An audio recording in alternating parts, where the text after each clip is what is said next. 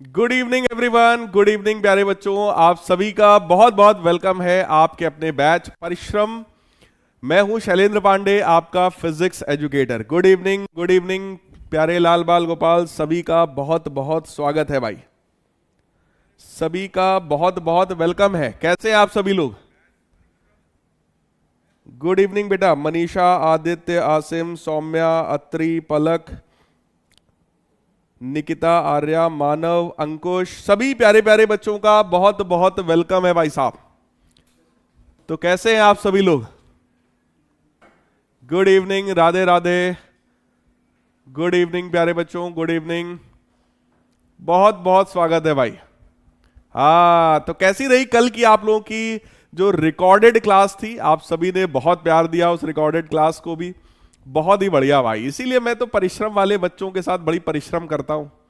और सबसे ज्यादा चहेते स्टूडेंट्स भी हैं शायद आप लोग मेरे। हाँ, यस। अस्सलाम वालेकुम, वालेकुम अस्सलाम, यस। हाँ भाई। तो यार मैं थोड़ा सा बाहर गया हुआ था, नोएडा में ही एक मीट एंड ग्रीट करके था।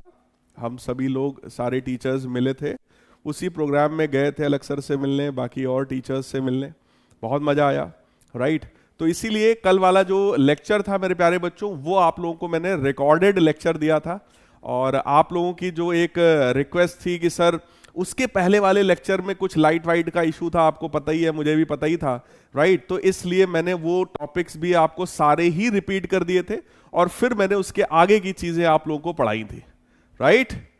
सो मेरे प्यारे लाल बाल गोपाल, हाँ, परम राठी जी कह रहे हैं सर 90 मिनट्स की क्लास लिया करो। यार मैं आप लोग की ये कमेंट्स जब मैं कई बार पढ़ता हूं ना तो मैं कंफ्यूज हो जाता हूं साला। कोई बच्चा कहता है कि सर ना ना ना सर 1 घंटे से ज्यादा क्लास ना लिया करो, और कोई कहता है अरे सर 2 घंटा, कम से कम सर 2 घंटा है। कोई बोलेगा नहीं नहीं सर 1.5 घंटा कम से कम। पिछली बार मैंने आप लोगों को एक रिकॉर्डेड क्लास दिया था प्यारे लाल बाल गोपाल, अगर आप लोग को याद हो तो वो क्लास लगभग 2 घंटे की थी, रिकॉर्डेड सेशन था, and that was of almost 2 hours, right. तो उसमें कुछ बच्चों ने कमेंट किया था कि सर बहुत लंबा हो गया सर, आज रिकॉर्डेड में आपने सर बहुत पढ़ा दिया। तो मेरे प्यारे लाल बाल गोपाल देखो, कंडीशंस के हिसाब से और टॉपिक्स के हिसाब से जितना रिक्वायर्ड होता है उतना देते हैं, है ना। तो कभी वो 1.5 घंटे हो सकता है, कभी 2 घंटे हो सकता है, हाँ समय पढ़ने पे 3 घंटे भी हो सकता है, कोई बड़ी बात नहीं है, राइट।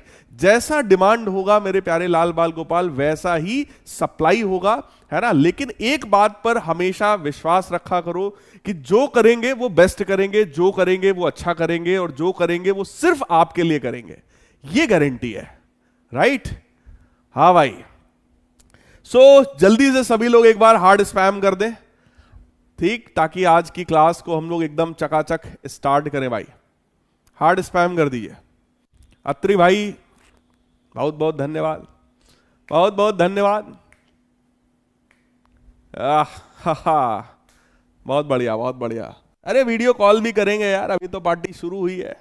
हाँ, तो आज की क्लास में भी सबसे पहले क्या करेंगे, कुछ धुआंधार क्वेश्चंस जो पिछली क्लास में आप लोगों को मैंने पढ़ाया था, है ना, उस पर बेस्ड बेटा क्वेश्चंस भी कुछ करेंगे। Force on current carrying conductors in magnetic field, इसकी बात करेंगे। Force between two parallel current carrying conductors, इसकी बात करेंगे। One of the very important topics in your syllabus in this chapter. उसके बाद मेरे प्यारे लाल बाल Gopal, torque experienced bye a current loop in uniform magnetic field, इस चीज की भी बात हम लोग करने वाले हैं, right. So there is nothing impossible to they who will try. ये जो है मेरे प्यारे लाल बाल गोपाल, ये लाइन मैं लेकर के आया हूं आप में से उन बच्चों के लिए जो कि मुझे पर्सनली मैसेज करते हैं कि सर सब कुछ सर समझ में आ रहा है सर, केवल न्यूमेरिकल्स में थोड़ी सी सर प्रॉब्लम आ रही है। तो मेरे प्यारे लाल बाल गोपाल, मैं एक चीज आपको कह दूं कि जो भी ट्राई करता है ना यार, उसी को प्रॉब्लम आती है। अभी आज ही किसी बच्ची ने मैसेज किया था, आप में से किसी बच्ची का मैसेज आया था कि सर सारे कॉन्सेप्ट्स एकदम मजेदार सर, एकदम क्रिस्टल क्लियर चल रहे हैं सर, क्वेश्चंस भी हो जाते हैं, बहुत सारे क्वेश्चन सर फंस जाते हैं, बहुत सारे हो भी जाते हैं। मतलब उसका इस तरीके का था, क्वेश्चन करते हैं, कुछ हो जाते हैं, कुछ नहीं होते हैं, राइट? तो मैंने उसको यही कहा था कि बेटा ये बहुत ही पॉजिटिव साइन है, अगर आप कोशिश करोगे तभी तो फंसोगे। जब आप क्वेश्चंस में कोशिश ही नहीं करोगे तो भाई साहब फंसोगे भी नहीं, है ना? तो इसीलिए कहावत भी है भैया, no study no confusion, more study more confusion. जितना पढ़ोगे उतना कंफ्यूजन आएगा, है ना? नहीं पढ़ोगे भाई साहब तो सब ऑल क्लियर, एकदम चकाचक क्लियर है। शैलेंद्र सर तो बहुत बिंदास पढ़ाते हैं भाई है ना? तो बस सीधी सी बात है, इतना कह के आप बात खत्म कर लोगे, अरे बहुत बिंदास टीचर, अरे मजा आ जाती है पढ़ के उनसे। अगर आप खुद नहीं पढ़ रहे हो तो बस आप इतनी बात कह के हट जाओगे, लेकिन अगर आप खुद से एफर्ट्स कर रहे हैं तो मुझे पता है कि आप फंसेंगे। और अगर आप फंस रहे हैं मेरे प्यारे बच्चों तो ये बहुत ही पॉजिटिव साइन है, और मैं चाहता हूं कि आप क्वेश्चंस करें और उसमें फंसें, क्योंकि जिस क्वेश्चन में आप फंसेंगे वो क्वेश्चन आपको कुछ ना कुछ सिखा कर जाएगा मेरे प्यारे बच्चों, राइट? तो जिस क्वेश्चन में आप फंसिए उस क्वेश्चन से कुछ सीखिए, और वही कॉन्सेप्ट होगा जो आपको बोर्ड एग्जाम में मिलेगा, वही कॉन्सेप्ट होगा जो आपको जेई नीट और सीयूईटी जैसे एग्जामिनेशंस में मिलेगा, राइट? तो क्वेश्चंस में फंसना मेरे प्यारे बच्चों बिल्कुल कोई दिक्कत वाली बात नहीं है। अगर आप कहीं भी फंस जाते हो, किसी भी क्वेश्चन में फंसते हो, तो इट इज वेरी गुड। ईमानदारी से पहले ट्राई करिए, उस कॉन्सेप्ट को रिवाइज करिए, फिर से ट्राई करिए, राइट? और फिर भी नहीं आता है तो यार हम लोग तो हैं ही हैं, है ना? ऑनलाइन भी बहुत सारी चीजें आपके पास हैं, आप वहां से कहीं से भी देखो, यार आंसर आना चाहिए बस, है ना? समझ में आ जाना चाहिए बस, बाकी चाहे जहां से करो। तो आप सभी के लिए एक मोटिवेशनल देखो एक लाइन भी मैं लेकर के आया हूं, इनफैक्ट मेरी तो नहीं है, है ना? हरिवंश राय बच्चन जी हैं, आप सबने नाम सुन रखा होगा। उनकी एक लाइन है, बड़ी फेमस लाइन है भाई, इनकी बहुत बढ़िया एक प्यारी सी कविता है ना? तो वो एक कविता सुन लेते हैं, उसके बाद फिर हम लोग आगे की बात करते हैं, फिर हम लोग पढ़ाई स्टार्ट करते हैं, राइट? सो कोशिश करने वालों की कभी हार नहीं होती, लहरों से डरकर नौका पार नहीं होती, नन्ही चींटी जब दाना लेकर चलती है, चढ़ती दीवारों पर 100 बार फिसलती है, मन का विश्वास रगों में साहस भरता है, चढ़कर गिरना गिरकर चढ़ना ना अखरता है, आखिर उसकी मेहनत कभी बेकार नहीं होती, कोशिश करने वालों की मेरे प्यारे लाल बाल गोपाल कभी हार नहीं होती, राइट? तो अगर आप लोग कोशिश कर रहे हो, वही सेम चीज जो है यहां पर देखिए, अलेक्जेंडर साहब ने ये लाइन हो सकता है कही हो, है ना? तो अलेक्जेंडर साहब ने कही होगी, बाकी हमारे हरिवंश राय बच्चन जी ने अपनी पोयम में यही इंस्पिरेशन दिया है, कोशिश करने वालों की हार नहीं होगी, राइट? तो आपको कोशिश करते रहना है, आखिरी दम तक कोशिश करते रहना है, एग्जाम के जस्ट एक दिन पहले तक कोशिश करते रहना है, एग्जाम के टाइम पर बैठकर कोशिश करते रहना है, उसके बाद मजे करने हैं। एग्जाम चाहे जैसा हो भाई, कोई टेंशन नहीं है। एग्जाम के पहले तक अपनी जी जान झोंक दो, टेंशन लेने का नहीं है, मस्ती से करने का, राइट? एग्जाम के एक दिन पहले तक एकदम बिंदास मेहनत करो, उसके बाद जो होगा वो ऊपर वाले ने दिया, उसको एक्सेप्ट करो, बात खत्म, राइट? सो मेरे प्यारे लाल बाल गोपाल, इस मोटिवेशन के साथ इतना आपको आज मोटिवेट क्यों किया है? हाँ, इतना मोटिवेशन क्यों दिया भैया? क्योंकि ये क्वेश्चंस आप लोगों को ट्राई करने हैं। कहेंगे गुरुजी अब समझ में आया, अब समझ में आया सर कि आप मोटिवेशन क्यों लेकर के आज आए थे। सबसे पहले क्योंकि कुछ बहुत बढ़िया प्यारे से क्वेश्चंस है हमारे पास जो आप लोगों को करने हैं।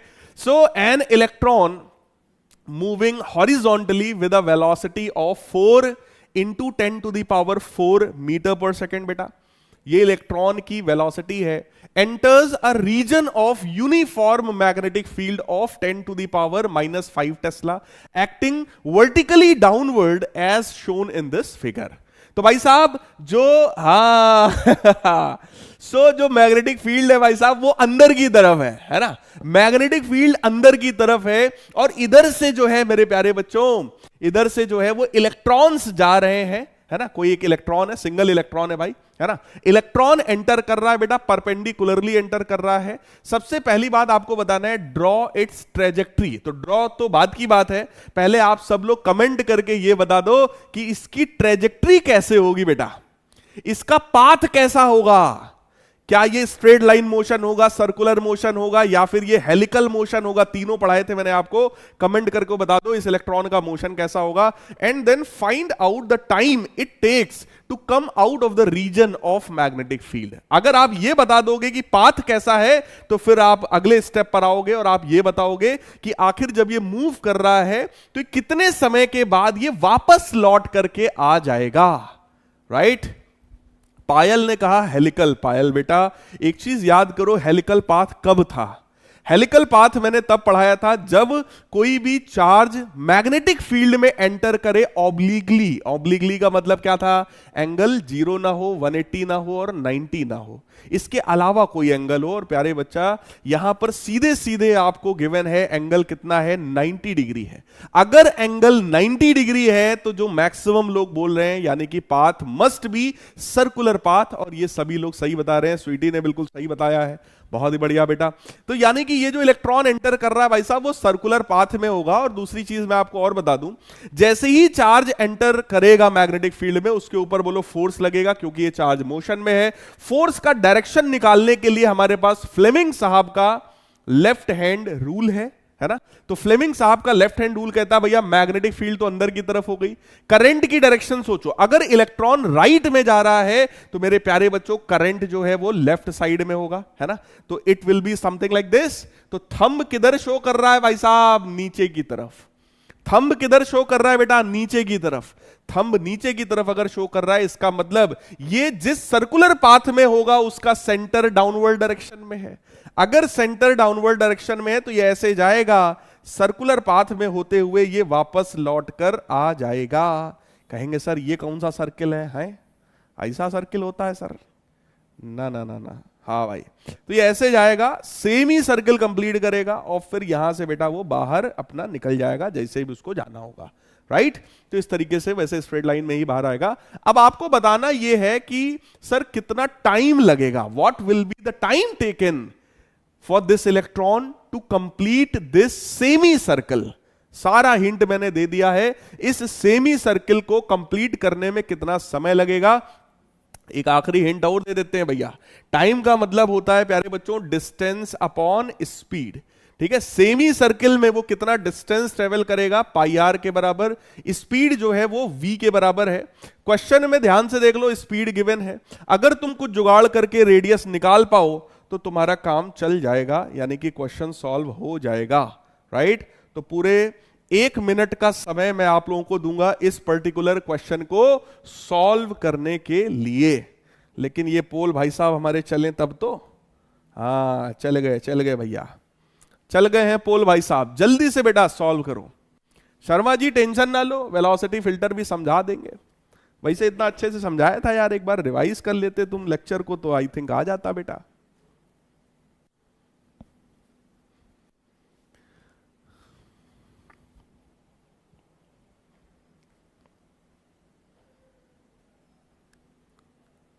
बताओ भाई अंकित साहब कह रहे सर प्लीज मेरा नाम ले लीजिए। बताइए भैया, नाम ले लिया हमने आपका।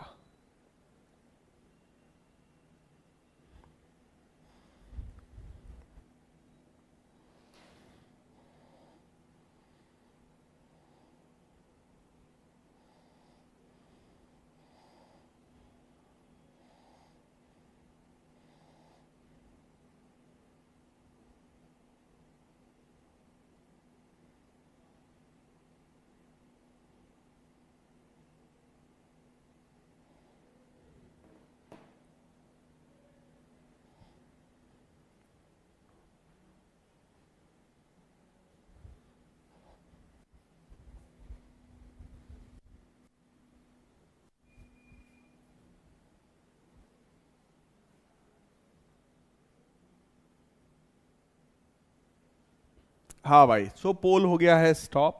देखो मैंने हिंट दे दिया था, जैसे ही ये इलेक्ट्रॉन एंटर करेगा बेटा इसका पाथ हो जाएगा सर्कुलर, ठीक। वो v स्पीड से ट्रेवल करेगा, स्पीड हमें क्वेश्चन में गिवन है, राइट। रेडियस केवल पता चल जाता तो काम चल जाता, ठीक है। इस तरीके के पाथ में सर्कुलर पाथ का जो रेडियस होता है r is equal to m v upon q b होता है। r is equal to m v upon q b divided by v है। और यार v से v तो कैंसिल भी हो जा रहा है, तो आई थिंक उसका जरूरत भी नहीं पड़ेगा हम लोग को। तो ये तुम्हारा बन जाएगा पाई m अपॉन क्यू बी। पाई की वैल्यू 3.14 ले लो। मास किसका होगा भाई साहब? अगर इलेक्ट्रॉन की बात कर रहे हैं तो मास भी उसी का होगा, यानी कि 9.1 इंटू 10 की power minus 31 kg, right. Divided by charge भी इलेक्ट्रॉन का होगा 1.6 into 10 to the power minus 19 coulomb. Magnetic field बेटा 10 की पावर -5 गिवन है, तो ये आपका सिंप्लीफाई होकर आ जाएगा 3.14 into 9.1 divided by 1.6 into 10 to the power, देखो -19 है और -5 है, तो ये बेटा -24 हो जाएगा, और -24 को अगर आप ऊपर करोगे तो आई थिंक ये -7 हो जाएगा, क्योंकि -31 है, राइट। अब इसी को यार सिंप्लीफाई करना है हम लोगों को, इसको अगर हम लोग सिंप्लीफाई कर दें तो भैया ये रहा, हाँ ये रहा हथियार, यस, तो ये रहे हमारे अस्त्र, हमने ये देखिए निकाल दिए हैं। 3.14 मल्टीप्लाइड बाई 9.1 डिवाइडेड बाई 1.6, तो बेटा ये वैल्यू आ जाएगी तुम्हारी 17.858, तो 86 कर लो, इंटू 10 की पावर -7, 10 से करेंगे डिवाइड और इधर करेंगे 10 से मल्टीप्लाई, तो 10 की पावर -6, इतने सेकंड्स का टाइम मेरे हिसाब से लगना चाहिए। सो दैट इज 1.8, और राउंड ऑफ करोगे तो 1.8 बन जाएगा। सो 1.8 इंटू 10 टू दी पावर -6, मेरे प्यारे लाल बाल Gopal, second option is absolutely right one. Second option बिल्कुल एकदम चकाचक सही है। और आइए देखते हैं कितने बच्चों ने सेकंड ऑप्शन को टिक किया था।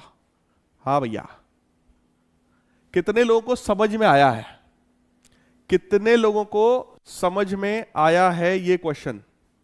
यार पोल का आंसर नहीं आएगा क्या? कितने लोगों ने एकदम सही किया है पोल? भाई साहब दिखा दो ना। ओहो हो, कहां गया रे बाबा?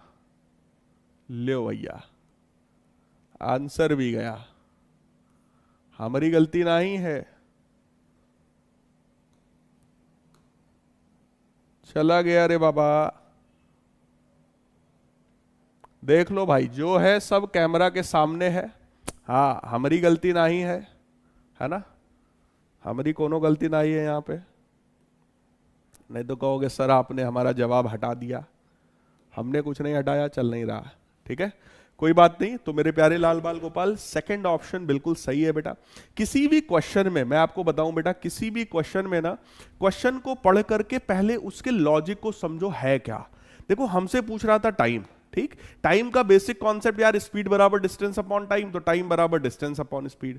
पाथ था सर्कुलर, तो डिस्टेंस कितना हो गया भैया? आधा सर्कल, आधा सर्कल कितना होता है? पाई आर के बराबर, है ना?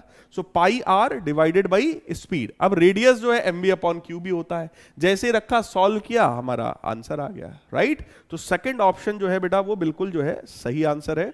यहां भी किया गया है, थोड़ा अलग तरीके से किया गया है। पहले जो है रेडियस की वैल्यू निकाली गई है बैलों की तरह, ठीक है, वो वैल्यू को यहां पर फिर से यूज किया गया है बैलों की तरह, और फिर यह आंसर निकाला गया है, राइट।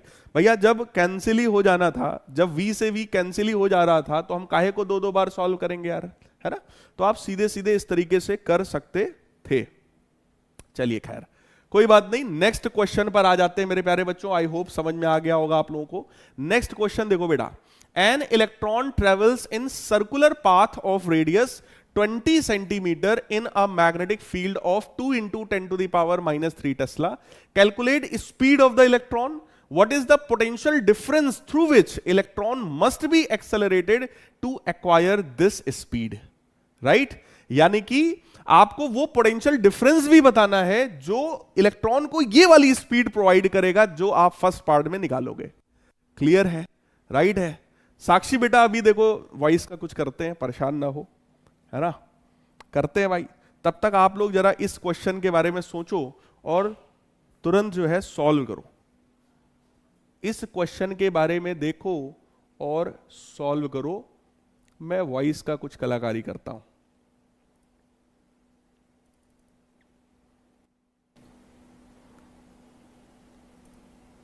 हाँ भाई, अब देखिए, अब वॉइस सही है क्या?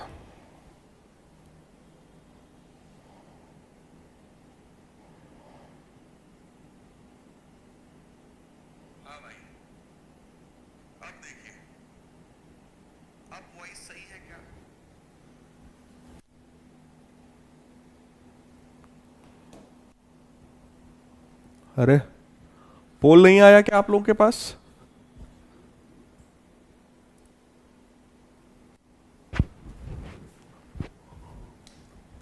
कोई बात नहीं, जिनके पास पोल नहीं आया है वो लोग कमेंट में आंसर करें, कमेंट में आंसर करो बेटा।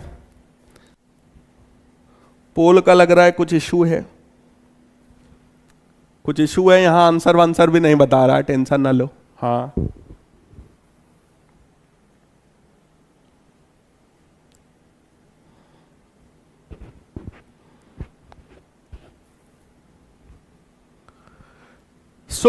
आ जाइए, इसको बेटा हम लोग सॉल्व करते हैं, राइट। इसको सॉल्व करते हैं। देखो बेटा, रेडियस हमको पता है कि जो इलेक्ट्रॉन है वो सर्कुलर पाथ में घूम रहा है, और सर्कुलर पाथ में रेडियस यार मैंने अभी प्रीवियस क्वेश्चन में भी यूज किया था, R is equal to mv upon q b होता है। रेडियस की वैल्यू है 20 सेंटीमीटर, 100 से डिवाइड करोगे मीटर में आ जाएगा। इलेक्ट्रॉन अगर है तो इलेक्ट्रॉन का मास 9.1 इंटू 10 की पावर -31 होता है। स्पीड यार निकालना है, फर्स्ट पार्ट में आपको स्पीड निकालना है।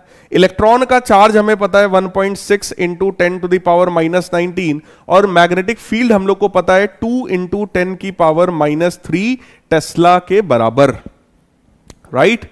इसी को सॉल्व करना है बेटा, इसी को सॉल्व करना है। आई थिंक जैसे हम लोग सॉल्व करेंगे v की वैल्यू अपने पास आ जाएगी, राइट।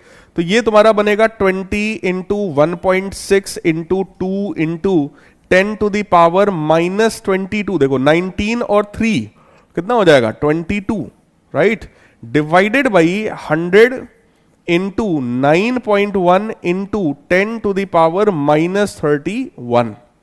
क्लियर, ये हमारा आ रहा है। तो ये तुम्हारा बन जाएगा भैया 40। इनफैक्ट ऐसे करने की बजाय हम इसको 20 और 100 को कैंसिल कर देंगे, 5 आएगा। ये तुम्हारा बन जाएगा 3.2 ये दोनों, और ये बनेगा 5 into 9.1 multiplied by 10 to the power, देखो ये था बेटा -22, ये 31 ऊपर आएगा तो ये इसको कितना बना देगा भाई, आई थिंक 9, ठीक है। बाकी इसको थोड़ा सा हम लोग सिंप्लीफाई करते हैं, 3.2 डिवाइडेड बाई 5 डिवाइडेड बाई 9.1, तो ये वैल्यू आपकी आ गई 0.07 इंटू 10 टू द पावर 9। 100 का मल्टीप्लाई करेंगे भाई साहब तो 100 का डिवाइड भी करना पड़ेगा, इतने मीटर पर सेकेंड, यानी कि 7 इंटू 10 की पावर 7, 7 इंटू 10 की पावर 7, यानी कि ए भी हो सकता है बेटा, सी भी हो सकता है, ए भी हो सकता है और सी भी हो सकता है। कितने लोगों को यहां तक की बात समझ में आई है? कितने लोगों को प्यारे बच्चों ये कॉन्सेप्ट समझ में आया कि हां सर ये फॉर्मूला हमको आता है सर, और जो फॉर्मूले में सिर्फ वैल्यू आपने डाली है, वेलोसिटी की वैल्यू जो आपने निकाली है सर, वो समझ में आया है? जल्दी से वो लोग हार्ड स्पैम कर दें, जितने लोगों को इतनी बात एकदम चकाचक क्लियर है, हार्ड स्पैम कर दो। इतनी बात चकाचक क्लियर है तो हार्ड स्पैम कर दो। बहुत बढ़िया, very good very good very good, right. अच्छा ठीक है बेटा, यहां तक की बात समझ में आ गई तो तुमको थोड़ा आगे की बात सिखाते हैं। देखो हमको ये वेलोसिटी इलेक्ट्रॉन की पता है कि इलेक्ट्रॉन इस वेलोसिटी से घूम रहा है, ठीक। हमसे कह रहे हैं what is the potential difference through which electron must be accelerated to acquire this speed. एक चीज सोचो, एक चीज सोचो, हमारे पास मान लो एक इलेक्ट्रॉन है, और बेटा इस इलेक्ट्रॉन को मैं 1 वोल्ट के पोटेंशियल डिफरेंस से पास करा दूं। एक इलेक्ट्रॉन को अगर मैं 1 वोल्ट के पोटेंशियल डिफरेंस से पास करा दूं तो उस इलेक्ट्रॉन में क्या अपने आप काइनेटिक एनर्जी आ जाएगी? बताओ। अगर एक इलेक्ट्रॉन है उसको 1 वोल्ट के पोटेंशियल डिफरेंस से अगर मैं पास करा दूं तो उसके अंदर अपने आप काइनेटिक एनर्जी आ जाएगी, और वो काइनेटिक एनर्जी की वैल्यू होगी 1 इलेक्ट्रॉन वोल्ट के बराबर। कितने लोग समझते हो इस बात को? If one electron is passed through potential difference of 1 volt, then kinetic energy of the electron will become 1 electron volt. और 1 इलेक्ट्रॉन को ही 5 वोल्ट के पोटेंशियल डिफरेंस से अगर पास करा दे तो बेटा 5 इलेक्ट्रॉन वोल्ट हो जाएगा। सो वोल्ट के पोटेंशियल डिफरेंस से पास कर दे तो 100 इलेक्ट्रॉन वोल्ट हो जाएगा, है ना। हाँ, परम कह रहे हैं सर डीपीपी में भी आपने ऐसा क्वेश्चन दिया था, यस, है ना। सो कहने का मतलब उस इलेक्ट्रॉन की काइनेटिक एनर्जी हो गई 1 इलेक्ट्रॉन वोल्ट के बराबर। ये तो था कॉन्सेप्ट। अब आ जाओ एप्लीकेशन पर। अगर इलेक्ट्रॉन्स की स्पीड पता है तो मेरे प्यारे लाल बाल गोपाल, क्या उस इलेक्ट्रॉन की हमें काइनेटिक एनर्जी पता है? Kinetic energy of electron is half mv²। भाई इलेक्ट्रॉन की काइनेटिक एनर्जी, अगर इलेक्ट्रॉन की स्पीड v के बराबर है तो उसकी काइनेटिक एनर्जी बेटा हाफ mv² होगी। और वो काइनेटिक एनर्जी मैं कितने के बराबर कर सकता हूं? ev के बराबर। वो काइनेटिक एनर्जी मैं कितने के बराबर कर सकता हूं मेरे प्यारे बच्चों? ev के बराबर, यानी इलेक्ट्रॉन वोल्ट के बराबर। तो यहां से मैं वोल्टेज निकाल लूंगा, यानी पोटेंशियल डिफरेंस निकाल लूंगा। और वो पोटेंशियल डिफरेंस कितना आएगा? mv² upon 2e, right. मास किसका होगा भाई साहब? इलेक्ट्रॉन का। मास किसका? इलेक्ट्रॉन का। स्पीड उसकी कितनी थी? 7 × 10⁻⁷, और उसका भी स्क्वायर करेंगे, divided by twice of charge of electron, यानी 1.6 × 10⁻⁹। तो इसको हम लोग थोड़ा सा सिंप्लीफाई करने वाले हैं। 9.1 × 49, भाई 7 का स्क्वायर 49 होगा। ये है 10⁻⁻31 और ये है 10⁻14, राइट। तो ये कितना बनेगा बेटा? आई थिंक अगर 31 में से हम लोग 14 सब्ट्रैक्ट कर देंगे तो आई थिंक 17 बचना चाहिए। आई थिंक 17 बचना चाहिए, राइट। 10⁻⁻17 divided by 3.2 × 10⁻⁻19। तो ये 19 भी ऊपर जाएगा और वो जाकर के 100 बन जाएगा। तो आइए इसको थोड़ा सा और हम लोग सिंप्लीफाई करते हैं। 9.1 मल्टीप्लाइड बाई 49, राइट, ये ऊपर आया, डिवाइडेड बाई 3.2, ठीक है। 139 आ गया समथिंग, देखना 139.34 मल्टीप्लाइड बाई ये 10⁻19 जब ऊपर जाएगा तो ये 10⁻2 बन जाएगा, यानी कि 100 बन जाएगा। तो 100 का मतलब 13934 वोल्ट के बराबर, वोल्ट के बराबर, राइट। यानी 13,934 वोल्ट के बराबर ये हमारा एग्जैक्ट आंसर है। 13,934 वोल्ट जो है वो हमारा एग्जैक्ट आंसर है। तो क्या मैं इसको लगभग अकॉर्डिंग टू ऑप्शंस, क्या मैं इसको लगभग 14 किलो वोल्ट लिख सकता हूं? लगभग भैया 14 किलो वोल्ट, 15 किलो वोल्ट, यही दो ऑप्शन है हमारे पास। तो most appropriate answer will be 14 kilo volt. तो ये हो गया मेरे प्यारे लाल बाल गोपाल, कौन सा ऑप्शन? सी वाला option, right. So for this particular question the correct answer is C। तो हमारे जो पोल भाई साहब हैं आज वो शायद नाराज है, आज वो किसी का जवाब नहीं ले रहे हैं, वो ABCD सब कुछ वो 0 ही बता रहे हैं, कह रहे हैं हम नहीं बताएंगे, बताओ क्या कर लोगे? भैया कुछ नहीं कर पाएंगे, है ना। कोई दिक्कत नहीं है, कोई दिक्कत नहीं है। आई होप आप सभी को ये सी कैसे आया बेटा वो समझ में आया होगा। And this is one of the very important concepts we have. इसका यूज प्यारे बच्चों आपसे करवाया जा सकता है, चाहे डायरेक्टली या फिर इनडायरेक्टली। एक बार आप में से किसी बच्चे ने कहा सर एक बार फिर से बता दो, तो मैं एक बार बेटा फिर से बताता हूं, लेकिन आप ईमानदारी से मेरी बात को ध्यान से सुनेंगे। मैं चैट को ऑफ कर रहा हूं, राइट। देखो कॉन्सेप्ट ये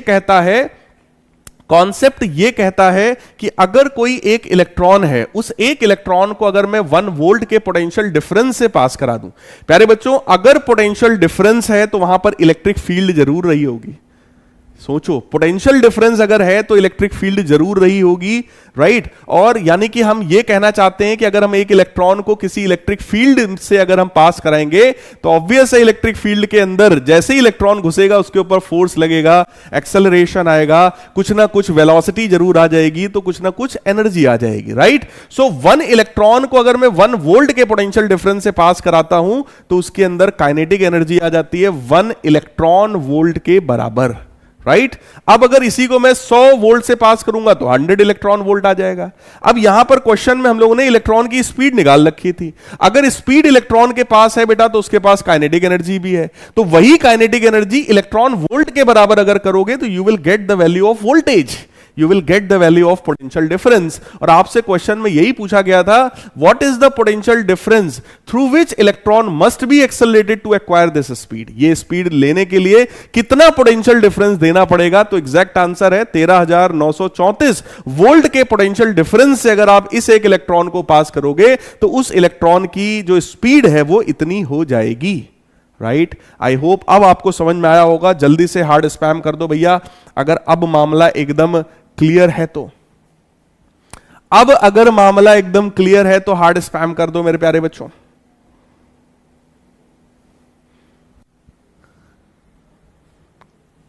भैया आई थिंक चैट ओपन हो गया होगा आपका। अब तो सही है ना यार, बहुत बढ़िया। तो ये सॉल्यूशन भी है, देख लेना बाद में मन हो तो। चलिए अब आगे कॉन्सेप्ट के ऊपर आते हैं। अगला कॉन्सेप्ट देखो, मैग्नेटिज्म में फोर्स का, मैं चैट फिर से बंद करता हूं, है ना, क्योंकि काम की बात करने चल रहे हैं, इंपॉर्टेंट बात है मेरे प्यारे बच्चों। मैग्नेटिज्म में फोर्स के सिर्फ और सिर्फ दो कॉन्सेप्ट है। अभी तक मैंने एक कॉन्सेप्ट आपको पढ़ाया है कि अगर कोई चार्ज मैग्नेटिक फील्ड में है और वो मोशन में है तो उस चार्ज के ऊपर फोर्स लगता है, that is QVB sin theta.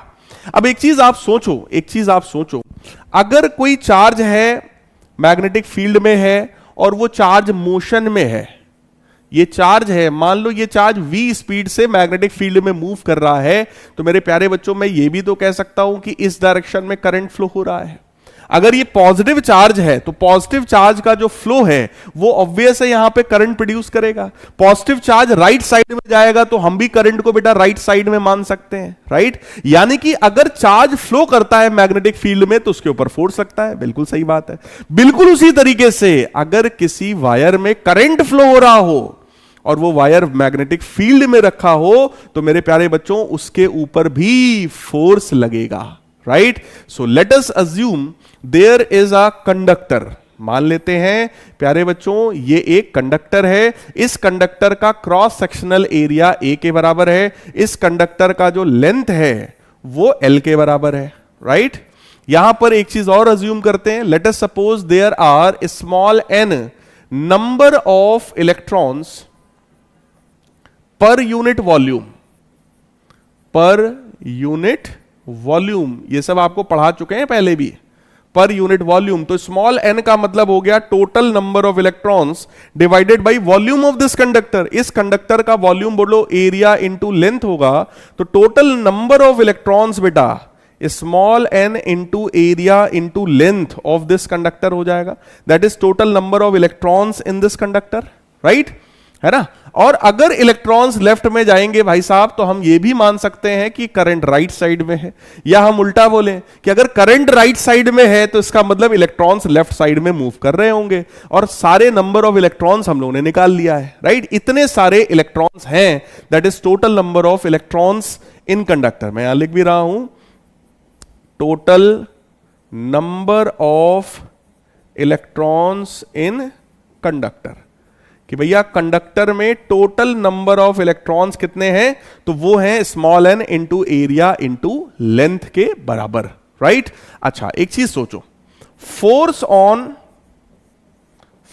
On one electron in magnetic field. भाई अगर कोई एक सिंगल इलेक्ट्रॉन मैग्नेटिक फील्ड में मूव करता है तो मेरे प्यारे बच्चों उसके ऊपर कितना फोर्स लगता है भैया। सिंगल इलेक्ट्रॉन पर जो फोर्स लगता है, इलेक्ट्रॉन है तो क्या वो E times V vector cross B vector होता है। भाई Q V क्रॉस B, यही आपने फोर्स का कॉन्सेप्ट पढ़ रखा है, तो उसको हम लोग लिख सकते हैं EVB sin थीटा, है ना। किसी भी एक सिंगल इलेक्ट्रॉन पर जो फोर्स लगता है बेटा वो कितना हो जाएगा, EVB sin थीटा। क्या ये बात समझ में आ रही है आप लोगों को? भैया V क्रॉस B है तो साइन थीटा अपने आप आ जाएगा, वेक्टर का क्रॉस प्रोडक्ट है, फोर्स का कॉन्सेप्ट मैं सिखा चुका हूं। एक फोर्स पर, एक चार्ज पर, एक इलेक्ट्रॉन पर अगर इतना फोर्स लग रहा है तो बेटा इतने सारे इलेक्ट्रॉन्स पर कितना फोर्स लगेगा जरा सोचो। So force on all electrons in magnetic field, magnetic field में जो सारे इलेक्ट्रॉन्स हैं उन पर कितना फोर्स लगेगा। एक इलेक्ट्रॉन पर अगर इतना फोर्स है तो 100 इलेक्ट्रॉन्स पे कितना फोर्स होगा, that will B 100 times of this. तो इतने सारे इलेक्ट्रॉन्स पे कितना फोर्स होगा, तो आप कहोगे sir that will B NaL, यानी कि total number of electrons multiplied by force on one electron. Clear है क्या, राइट और अगर आप सारे इलेक्ट्रॉन्स की बात कर रहे हो तो बेटा क्या ये ड्रिफ्ट वेलोसिटी की बात हो गई। अगर हम सारे इलेक्ट्रॉन्स की बात कर रहे हैं, सारे इलेक्ट्रॉन्स की जो एवरेज स्पीड होती है क्या वो ड्रिफ्ट स्पीड होती है, बोलो यार। सारे इलेक्ट्रॉन्स की अगर मैं बात करूंगा तो क्या वो ड्रिफ्ट स्पीड हो गई। व्हाट वाज ड्रिफ्ट स्पीड, जरा याद करो, that was the average speed of all electrons when electric field was applied, right. ठीक, तो एवरेज वैल्यू जो थी वही जो है हमारी ड्रिफ्ट स्पीड हो गई। तो भैया जरा चेक करना, ये रहा N, ये रहा E, ये रहा A, NEA, ये रहा VD। इतनी चीजों को मैंने एक साथ कर लिया, देखो N, A, E और VD, ये चार चीजों को एक साथ कर लिया, जो बचा उसको एक साथ कर दिया, यानी कि LB sin थीटा, राइट। और आप सबको शायद रिलेशन याद हो, प्रीवियस चैप्टर में हम लोगों ने बड़ा डिटेल में पढ़ा था खूब, है ना, ड्रिफ्ट स्पीड और उसका करंट के साथ रिलेशन था। I is equal to NEAVD। तो इस NEAVD की जगह बेटा हम क्या लिख सकते हैं, current, right. So this will become ILB sin theta. यानी कि अगर एक करंट कैरिंग वायर है, मैग्नेटिक फील्ड में रखा हुआ है, तो उसके ऊपर फोर्स लगेगा और उस फोर्स की वैल्यू कितनी होगी, उस फोर्स की वैल्यू कितनी होगी, ILB sin थीटा। I क्या है, current in the wire, L क्या है, length of the wire, B क्या है, मैग्नेटिक फील्ड, और थीटा क्या है, theta was angle between velocity of the electron, या कह लो length of the conductor and magnetic field, इनके बीच का एंगल, राइट। तो बेटा इसको मैं क्या लिख सकता हूं, वेक्टर के फॉर्म में अगर मैं फोर्स को ले आऊं तो करंट तो वेक्टर हो नहीं सकता, तो मैं इसको लिख सकता हूं L vector cross B vector. कहेंगे सर लेंथ तो आपकी स्केलर क्वांटिटी होती है सर, तो बेटा इस चैप्टर में लेंथ को हम वेक्टर बनाते हैं, जानबूझकर बनाते हैं, क्यों, ताकि हम करंट का डायरेक्शन किसको दे सकें, लेंथ को। तो अगर इस कंडक्टर में प्यारे बच्चों, अगर करंट जो है हमारा राइट साइड में है, राइट साइड में अगर करंट हमारा फ्लो हो रहा है, तो इस कंडक्टर का लेंथ भी हम राइट साइड में मानेंगे, यानी कि this direction, this length will denote L vector, right. तो ये रहा L वेक्टर। अब मैग्नेटिक फील्ड जिस डायरेक्शन में होगा उसको देख लेंगे, उसके हिसाब से एंगल यहां पर आ जाएगा, and it will become I times L cross B, right. तो मैंने अब फाइनली अगर मैं आपको बताऊं तो मैंने फोर्स के दो कॉन्सेप्ट आपको बता दिए। इन मैग्नेटिज्म, ये निचोड़ है जो अभी पढ़ाया ना, उसका निचोड़ आपको बता रहा हूं। मैग्नेटिज्म में दो कॉन्सेप्ट हो गए फोर्स के। पहला कॉन्सेप्ट है if charge is in motion in magnetic field, कोई चार्ज है वो मैग्नेटिक फील्ड में भाई साहब मोशन में है, अगर वो चार्ज मोशन में होगा तो उसके ऊपर फोर्स लगेगा, और उस फोर्स का फॉर्मूला होता है Q times V cross B। ये मैं पिछली क्लास में पढ़ा चुका हूं, काफी डिटेल में हम लोग बात कर चुके हैं। और सेकंड जो मैंने पढ़ाया, if current carrying conductor, यानी कि कोई ऐसा कंडक्टर जिसमें करंट फ्लो हो रहा हो, C, है ना। If current carrying conductor is placed in magnetic field, यानी कि मैग्नेटिक फील्ड हो और उसमें एक करंट कैरिंग वायर रख दिया जाए, तो उस वायर के ऊपर भी फोर्स लगेगा बेटा, और उस फोर्स का फॉर्मूला होगा I times L cross B, right. अब वायर पे क्यों फोर्स लग रहा है, उसका कारण यह है भाई, जब चार्ज मूव करता है मैग्नेटिक फील्ड में तो उसके ऊपर फोर्स लगता है। तो अगर किसी वायर में करंट फ्लो करा रहे हो तो करंट का मतलब भी तो यही हुआ ना कि चार्ज मूव कर रहा है। भैया जब चार्ज मूव करता है तभी तो करंट फ्लो होता है वायर में, राइट। तो अगर वायर में करंट फ्लो हो रहा है तो इसका मतलब करंट की अपोजिट डायरेक्शन में ढेर सारे इलेक्ट्रॉन्स फ्लो हो रहे हैं, तो उस इलेक्ट्रॉन्स के फ्लो की वजह से भी उस कंडक्टर पर, उस वायर पर फोर्स लगेगा जिसका फॉर्मूला है I times L cross B। मेरे प्यारे बच्चों, ये उसी का डेरिवेशन है। इस डेरिवेशन का भी हिंट मैं आपको दे रहा हूं। इस डेरिवेशन में मैंने ये समझाया है कि एक इलेक्ट्रॉन पर जो फोर्स लगता है that is Q times V cross B, क्योंकि इलेक्ट्रॉन है तो E times V cross B, यानी कि EV साइन थीटा एक इलेक्ट्रॉन पर, राइट। लेकिन अगर n नंबर ऑफ इलेक्ट्रॉन्स, और कितने इलेक्ट्रॉन्स है भैया, एरिया इंटू वॉल्यूम के बराबर, sorry small n into volume के बराबर, तो स्मॉल n इंटू एल, ये तो हो गया टोटल नंबर ऑफ इलेक्ट्रॉन्स। तो एक इलेक्ट्रॉन पे अगर इतना फोर्स है तो सारे इलेक्ट्रॉन्स पे कितना होगा, तो मल्टीप्लाई कर देंगे भैया। जैसे ही मल्टीप्लाई किया ये टर्म आया NEVD, NEVD को क्या लिख सकते हैं हम लोग, करंट, तो फॉर्मूला क्या बन गया, ILB साइन थीटा। अब जल्दी से धड़ाधड़ स्पैम करके, हार्ड स्पैम करके बता दीजिए क्या मेरी बात अब एकदम चकाचक क्लियर है सब लोग भाई। अब जरा धड़ाधड़ बता दीजिए क्या अब ये एकदम क्रिस्टल क्लियर है भाई, चकाचक क्लियर है, चमका है क्या, चमका है क्या, जल्दी से बता दीजिए भाई, धड़ाधड़ एकदम क्लियर करके बता दीजिए सब लोग।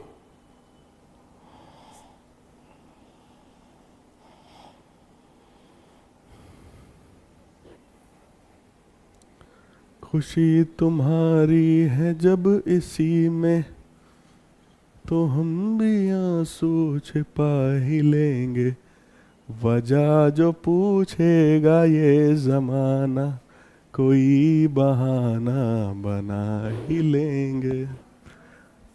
सो यस, बहुत बढ़िया, बहुत बढ़िया, बहुत बढ़िया। डाउट में आ जाएं, सर एल वेक्टर की डायरेक्शन, जॉन सीना साहब आए हैं भैया बाहर से, हाँ विदेशी आदमी है। जॉन सीना साहब कह रहे हैं सर एल वेक्टर की डायरेक्शन क्या है। जॉन सीना साहब, अगर आपने मेरी बात को ध्यान से सुना होता तो आप ये पूछते ही ना। साफ साफ सर समझाया था मैंने आपको कि अगर इस डायरेक्शन में करंट है तो उसी डायरेक्शन में हम लेंथ वेक्टर को भी कंसीडर करते हैं, right. Sir repeat this sir please. भाई एक बार वीडियो पीछे करके देख लेते यार। सर वीडी कैसे, राहुल कह रहे हैं सर वीडी यानी कि ड्रिफ्ट स्पीड, सर कैसे लिख दिया राहुल बेटा। ड्रिफ्ट स्पीड का कॉन्सेप्ट क्या था राहुल, जरा याद करो। ड्रिफ्ट स्पीड का कॉन्सेप्ट यही था कि जब सारे इलेक्ट्रॉन्स हैं, राइट, सारे इलेक्ट्रॉन्स हैं तो सारे इलेक्ट्रॉन्स की जो एवरेज स्पीड होती है वही तो ड्रिफ्ट स्पीड थी भाई साहब, राइट, वही तो ड्रिफ्ट स्पीड है ना। तो वही ड्रिफ्ट स्पीड बेटा यहां पे बस रखना था और कुछ नहीं। ट्रिपल सी क्या है, अब देखो प्रीति ने पूछा ट्रिपल सी क्या है। देखो बड़ा हमें दुख है इस बात का कि आप लोग यार शायद पता नहीं यार ध्यान से सुनते ही नहीं हो। मुझे पता था आप लोग पूछ लोगे यार, इसीलिए मैंने ना ये देखो बेटा मैंने पूरा लिखा है यार, करंट कैरिंग कंडक्टर, फिर ब्रैकेट में लिखा ट्रिपल सी। आप कंफ्यूज हो गए, इसीलिए लिखा था बेटा। ध्यान से, बस ध्यान से चीजों को सुनो यार, सब समझ में आएगा। मैं आपको बताऊं ना, मैंने 10 साल ऑफलाइन में पढ़ाया है ना।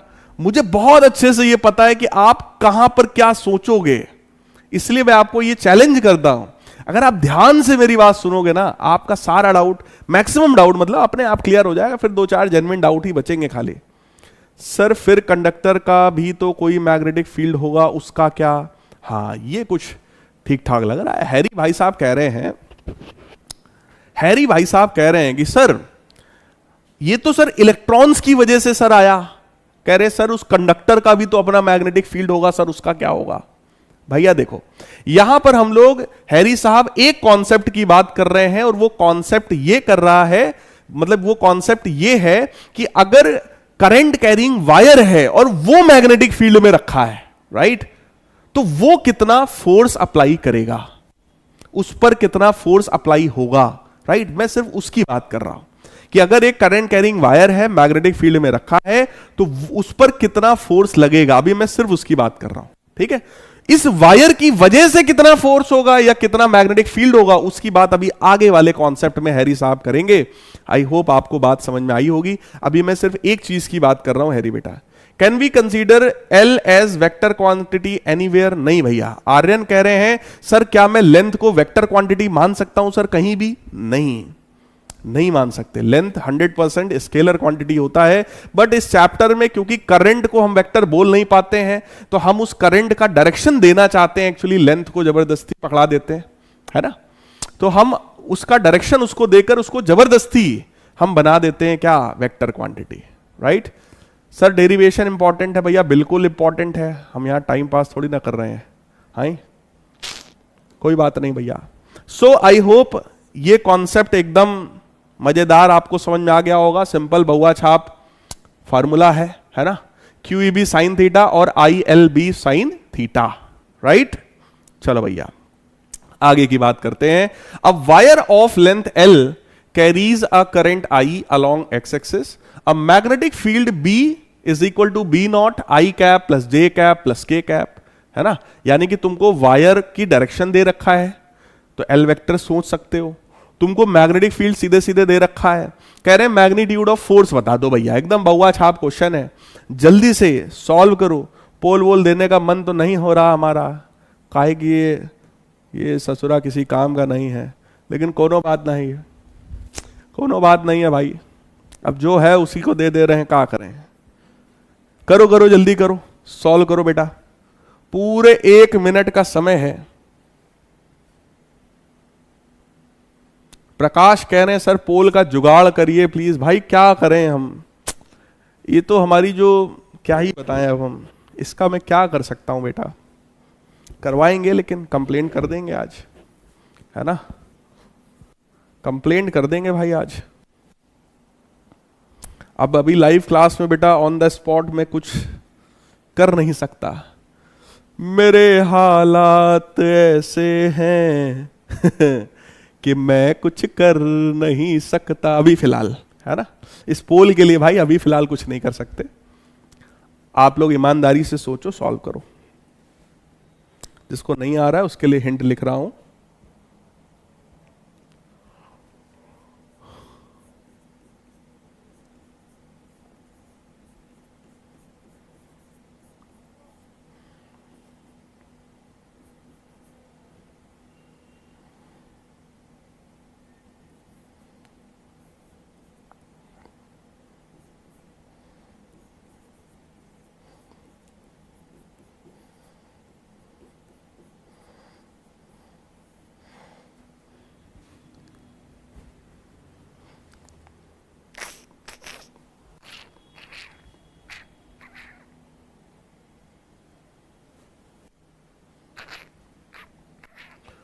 आ जाइए इसको सॉल्व करके दिखा देते हैं। देखो यहां क्वेश्चन में बेटा हमसे कह रहे हैं wire of length L carries a current I along x axis, है ना। करंट जो है वो x एक्सिस के अलोंग है, तो वायर का जो लेंथ होगा वेक्टर फॉर्म में वो L I कैप हो जाएगा, x एक्सिस है ना तो I कैप हो जाएगा, राइट। मैग्नेटिक फील्ड भैया सीधे सीधे दिया हुआ है, इसको एज इट इज लिख देंगे। अब बेटा I L और B नॉट ये सब तो बाहर हो गया, वेक्टर था नहीं ये सब। I कैप ये रहा, cross I cap plus J cap plus K cap. कहीं ना कहीं अगर आप ध्यान से देखो तो इस क्वेश्चन में मैं आपको फिर से एक बार याद दिलाना चाहता था कि बेटा कहीं तुम क्रॉस प्रोडक्ट ऑफ वेक्टर भूल तो नहीं गए हो। बस ये क्वेश्चन पूछे इसीलिए है कि तुम इस चीज को सोचने पर मजबूर हो जाओ कि यार मैं क्रॉस प्रोडक्ट कहीं भूल तो नहीं रहा हूं, है ना। बाकी तो क्वेश्चन में कुछ था ही नहीं यार, एकदम फॉर्मूला बेस्ड क्वेश्चन था। लेकिन जो बच्चा ये क्रॉस प्रोडक्ट भूल गया होगा उससे गलती हो जाएगी। So this will become ILB not, I cross I बेटा 0 होता है, I क्रॉस J करोगे तो K कैप आएगा, I क्रॉस K करोगे तो माइनस का J कैप आ जाएगा, राइट। तो फोर्स की जो वैल्यू आई है वेक्टर फॉर्म में that is ILB not K cap minus J cap. और अगर आप इसका मैग्नीट्यूड निकालोगे यानी कि इस फोर्स वेक्टर का मैग्नीट्यूड अगर आप निकालोगे तो ILB नॉट बेटा एज इट इज रहेगा अंडर रूट के अंदर I वाले टर्म का स्क्वायर जो कि 0 है, J वाले टर्म का स्क्वायर जो कि -1 है, और K वाले टर्म के कोफिशिएंट का जो स्क्वायर है वो 1 स्क्वायर है। तो ये finally under root 2 times ILB not कुछ इस तरीके का बेटा आएगा। So correct answer here is A part. मेरे प्यारे लाल बाल गोपाल, A पार्ट बिल्कुल एब्सोल्युटली क्लियर है। अरे वाह, हाँ पोल को थोड़ा सा देखो, हमने जो है गाना वाना सुनाया तो पोल चलने लगा है फिलहाल, है ना भाई साहब। पोल को थोड़ा गाना वाना सुनाया है तो फाइनली पोल चलने लगा भैया। 20% बच्चों ने सही किया है। इल्मा खान ये अक्सर सही करते हैं या करती हैं, कृष्णा है, सपना है, राशिद है, उदय है। अरे वाह उदय भाई, कंट्रोल मजनू है ऐसा। सो उदय भाई भी हैं। सो ए ऑप्शन जो है वो बिल्कुल एकदम चकाचक सही है। आई होप आप सभी को बात समझ में आ गई होगी बेटा, राइट? आई होप बात समझ में आ गई होगी यार। हाँ, चैट इनेबल्ड है। चलिए अब आगे की बात करते हैं। मेरे पास चैट नहीं आ रही थी, अब आ गई। हाँ चलिए भैया आगे बढ़ते हैं, आगे बढ़ते हैं। सब कुछ सॉल्व करके बता दिया बेटा, ठीक। नेक्स्ट क्वेश्चन, अगला प्रश्न आप सभी के कंप्यूटर स्क्रीन पर ये रहा। एनसीईआरटी का क्वेश्चन है, प्यारा सा क्वेश्चन है, थोड़ा दिमाग से करोगे, ठीक है, दिमाग से करोगे। A straight wire of mass 200 gram and length 1.5 metre carries a current of 2 ampere, right? तीन चीजें बेटा दे दी गई, मास दे दिया गया, लेंथ दे दिया गया, करंट दे दिया गया। It is suspended in mid air by uniform horizontal magnetic field b vector. तो हॉरिजॉन्टल मैग्नेटिक फील्ड रही होगी, उस मैग्नेटिक फील्ड का यूज करके इसको हवा में सस्पेंड किया गया। सस्पेंड मतलब लटका दिया गया उसको हवा में, right? What is the magnitude of the magnetic field? उस मैग्नेटिक फील्ड का मैग्नीट्यूड क्या होगा? यानी कि भाई साहब एक वायर है, हॉरिजॉन्टल वायर है, इस वायर का अगर मास है 200 ग्राम, तो इसका वेट ऐसे लग रहा होगा बेटा mg के बराबर, इसका वेट ऐसे लग रहा होगा। इस वायर का जो लेंथ है वो 1.5 मीटर के बराबर है, ठीक। वायर में जो करंट फ्लो हो रहा है वो 2 एम्पियर के बराबर है, वो इधर हो या इधर हो उसको तुम्हें दिमाग लगाना है। सस्पेंडेड इन मैग्नेटिक फील्ड, वो भी यूनिफॉर्म हॉरिजॉन्टल मैग्नेटिक फील्ड है, यानी कि इस डायरेक्शन में मैग्नेटिक फील्ड है। अगर ये ऐसे बैलेंस्ड है, सस्पेंडेड मतलब ये इक्विलिब्रियम में है, तो आपको मैग्नीट्यूड बताना है मैग्नेटिक फील्ड का। ये 4 ऑप्शंस आपके सामने हैं, राइट? बहुत ही प्यारा क्वेश्चन है बेटा, बहुत ही प्यारा क्वेश्चन है, सॉल्व करिए।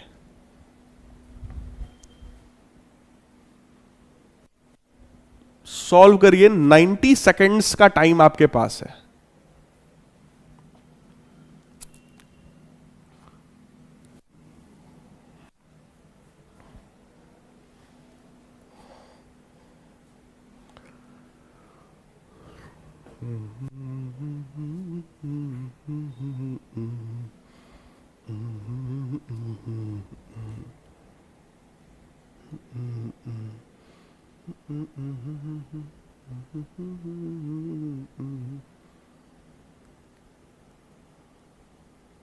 ये सब लोग डी डी डी डी एक दूसरे का देख के बता रहे हो या फिर सॉल्व करके बता रहे हो?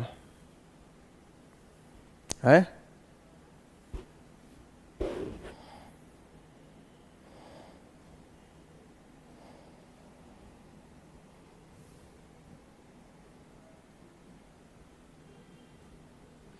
बेटा, एक वायर है, वेट नीचे लग रहा है, और अगर इसको हवा में हम टिकाना चाहते हैं तो ऑब्वियस है जो फोर्स मैग्नेटिज्म वाला अगर कुछ भी फोर्स है तो वो अपवर्ड लगना चाहिए। वेट नीचे, ये फोर्स ऊपर, अगर ये दोनों बैलेंस्ड हो गए भाई साहब तभी ये बैलेंस हो पाएगा, तभी ये रुक पाएगा, है ना? यानी कि I L B sine theta, जो कि यहां 90 है क्वेश्चन में, I L B sine 90 must be equal to m g, right? ये बैलेंस अगर करोगे तभी काम बनेगा, है ना भाई साहब? सो मैग्नेटिक फील्ड की वैल्यू बेटा निकालनी है, that will become mg upon I L. Mass of the wire is 200 grams, तो 200 बटे 1000 करेंगे, केजी में आएगा। जी की वैल्यू 10 ले लेते हैं, डिवाइडेड बाई करंट कितना भाई 2 एम्पियर, और लेंथ कितना है 1.5 मीटर्स के बराबर।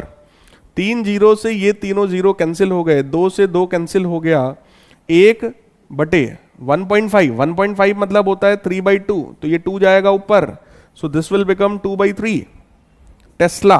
2/3 का मतलब होता है 0.6, राइट?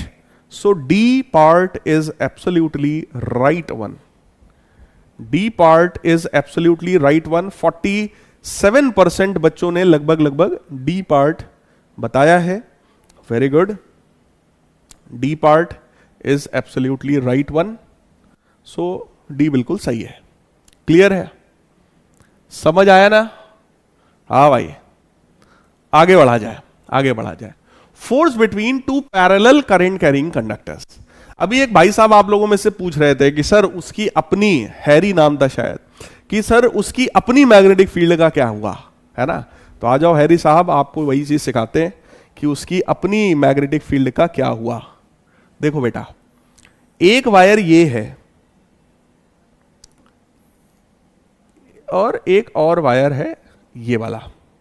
इस वायर में I1 करंट बेटे फ्लो हो रहा है, इस वाले वायर में I2 करंट फ्लो हो रहा है। दोनों वायर्स के बीच में डिस्टेंस मान लेते हैं R के बराबर है, ठीक? ये एक करंट कैरिंग वायर है, ये भी एक करंट कैरिंग वायर है। इस वायर का मैं नाम लिख दे रहा हूं AB वायर, इस वायर का मैं नाम लिख दे रहा हूं CD वायर, ठीक? दोनों ही लॉन्ग वायर्स हैं, यानी दोनों की जो लेंथ है वो बहुत ज्यादा है, राइट है? दोनों की जो लेंथ है वो बहुत ज्यादा है। आप लोग आपस में बातचीत करना बंद करो ना यार, कितना बढ़िया से समझा रहे हैं, एक एक चीज इन डिटेल लिख रहे हैं, पूरी कोशिश कर रहे हैं कि सारे बच्चों को समझ में आ जाए, है? इतने सारे क्वेश्चंस आप लोगों के लिए लेकर के आ रहे हैं, वरना आप सोचो, चाहते तो हर टॉपिक पे एक क्वेश्चन करा दिया, आसान वाला ढूंढ करके फॉर्मूला बेस, और फिर आगे बढ़ जाते हैं। अगर आप लोग मन नहीं लगाओगे यार तो फिर मजबूरी वही आएगी कि वही करना पड़ेगा, है ना? मैं चाहता हूं कि अच्छे लेवल पे आपको पढ़ाया जाए, जिस लेवल पे आपके बोर्ड एग्जाम में आएगा, CUET में आएगा। और मैं आपको बता दूं कि अगर आप बहुत अच्छे से मेरे साथ पढ़ रहे हो ना, जितना पढ़ा रहे हैं अगर आप पूरा कर रहे हो ना, तो बेटा जेई और नीट जैसे एग्जाम में भी आपको 100% आपको हेल्प मिलेगा। और अभी जब एग्जाम आएगा ना जेई नीट का, तो आप उस समय खुद फील करोगे कि यार जेई मेंस की मैं बात कर रहा हूं, नीट की बात कर रहा हूं, यार ये तो शैलेंद्र सर ने पढ़ाया था क्लास में, यार ये तो सर ने कराया था। उस समय आप पछताओगे।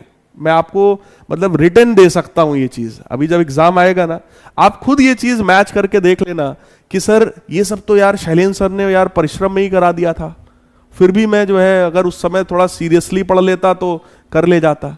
तो इस बैच से आपको बहुत फायदा होगा यार, थोड़ा सा सीरियसली करो बस, है ना? चलो कोई बात नहीं, कोई बात नहीं।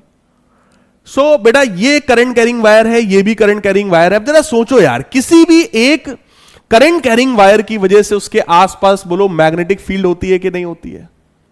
किसी भी करंट कैरिंग वायर के आसपास भाई साहब, किसी भी करंट कैरिंग वायर के आसपास मैग्नेटिक फील्ड होती है, राइट? तो बेटा इसमें क्योंकि वायर में करंट ऊपर की तरफ है, मैग्नेटिक फील्ड निकालने के लिए right hand palm rule number 1 सिखाया था।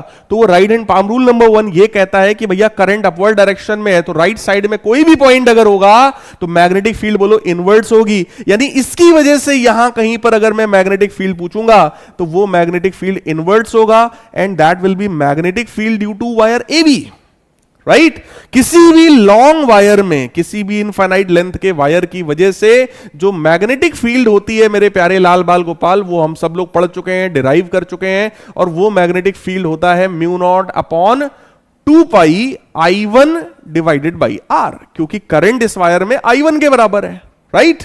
यानी कि इस AB वायर की वजह से यहां पर जो मैग्नेटिक फील्ड आई वो कुछ इतनी आई, है ना? इसको मैं लिख भी सकता हूं यहां पे, क्या मैं लिख सकता हूं? Magnetic field due to wire, current carrying wire AB,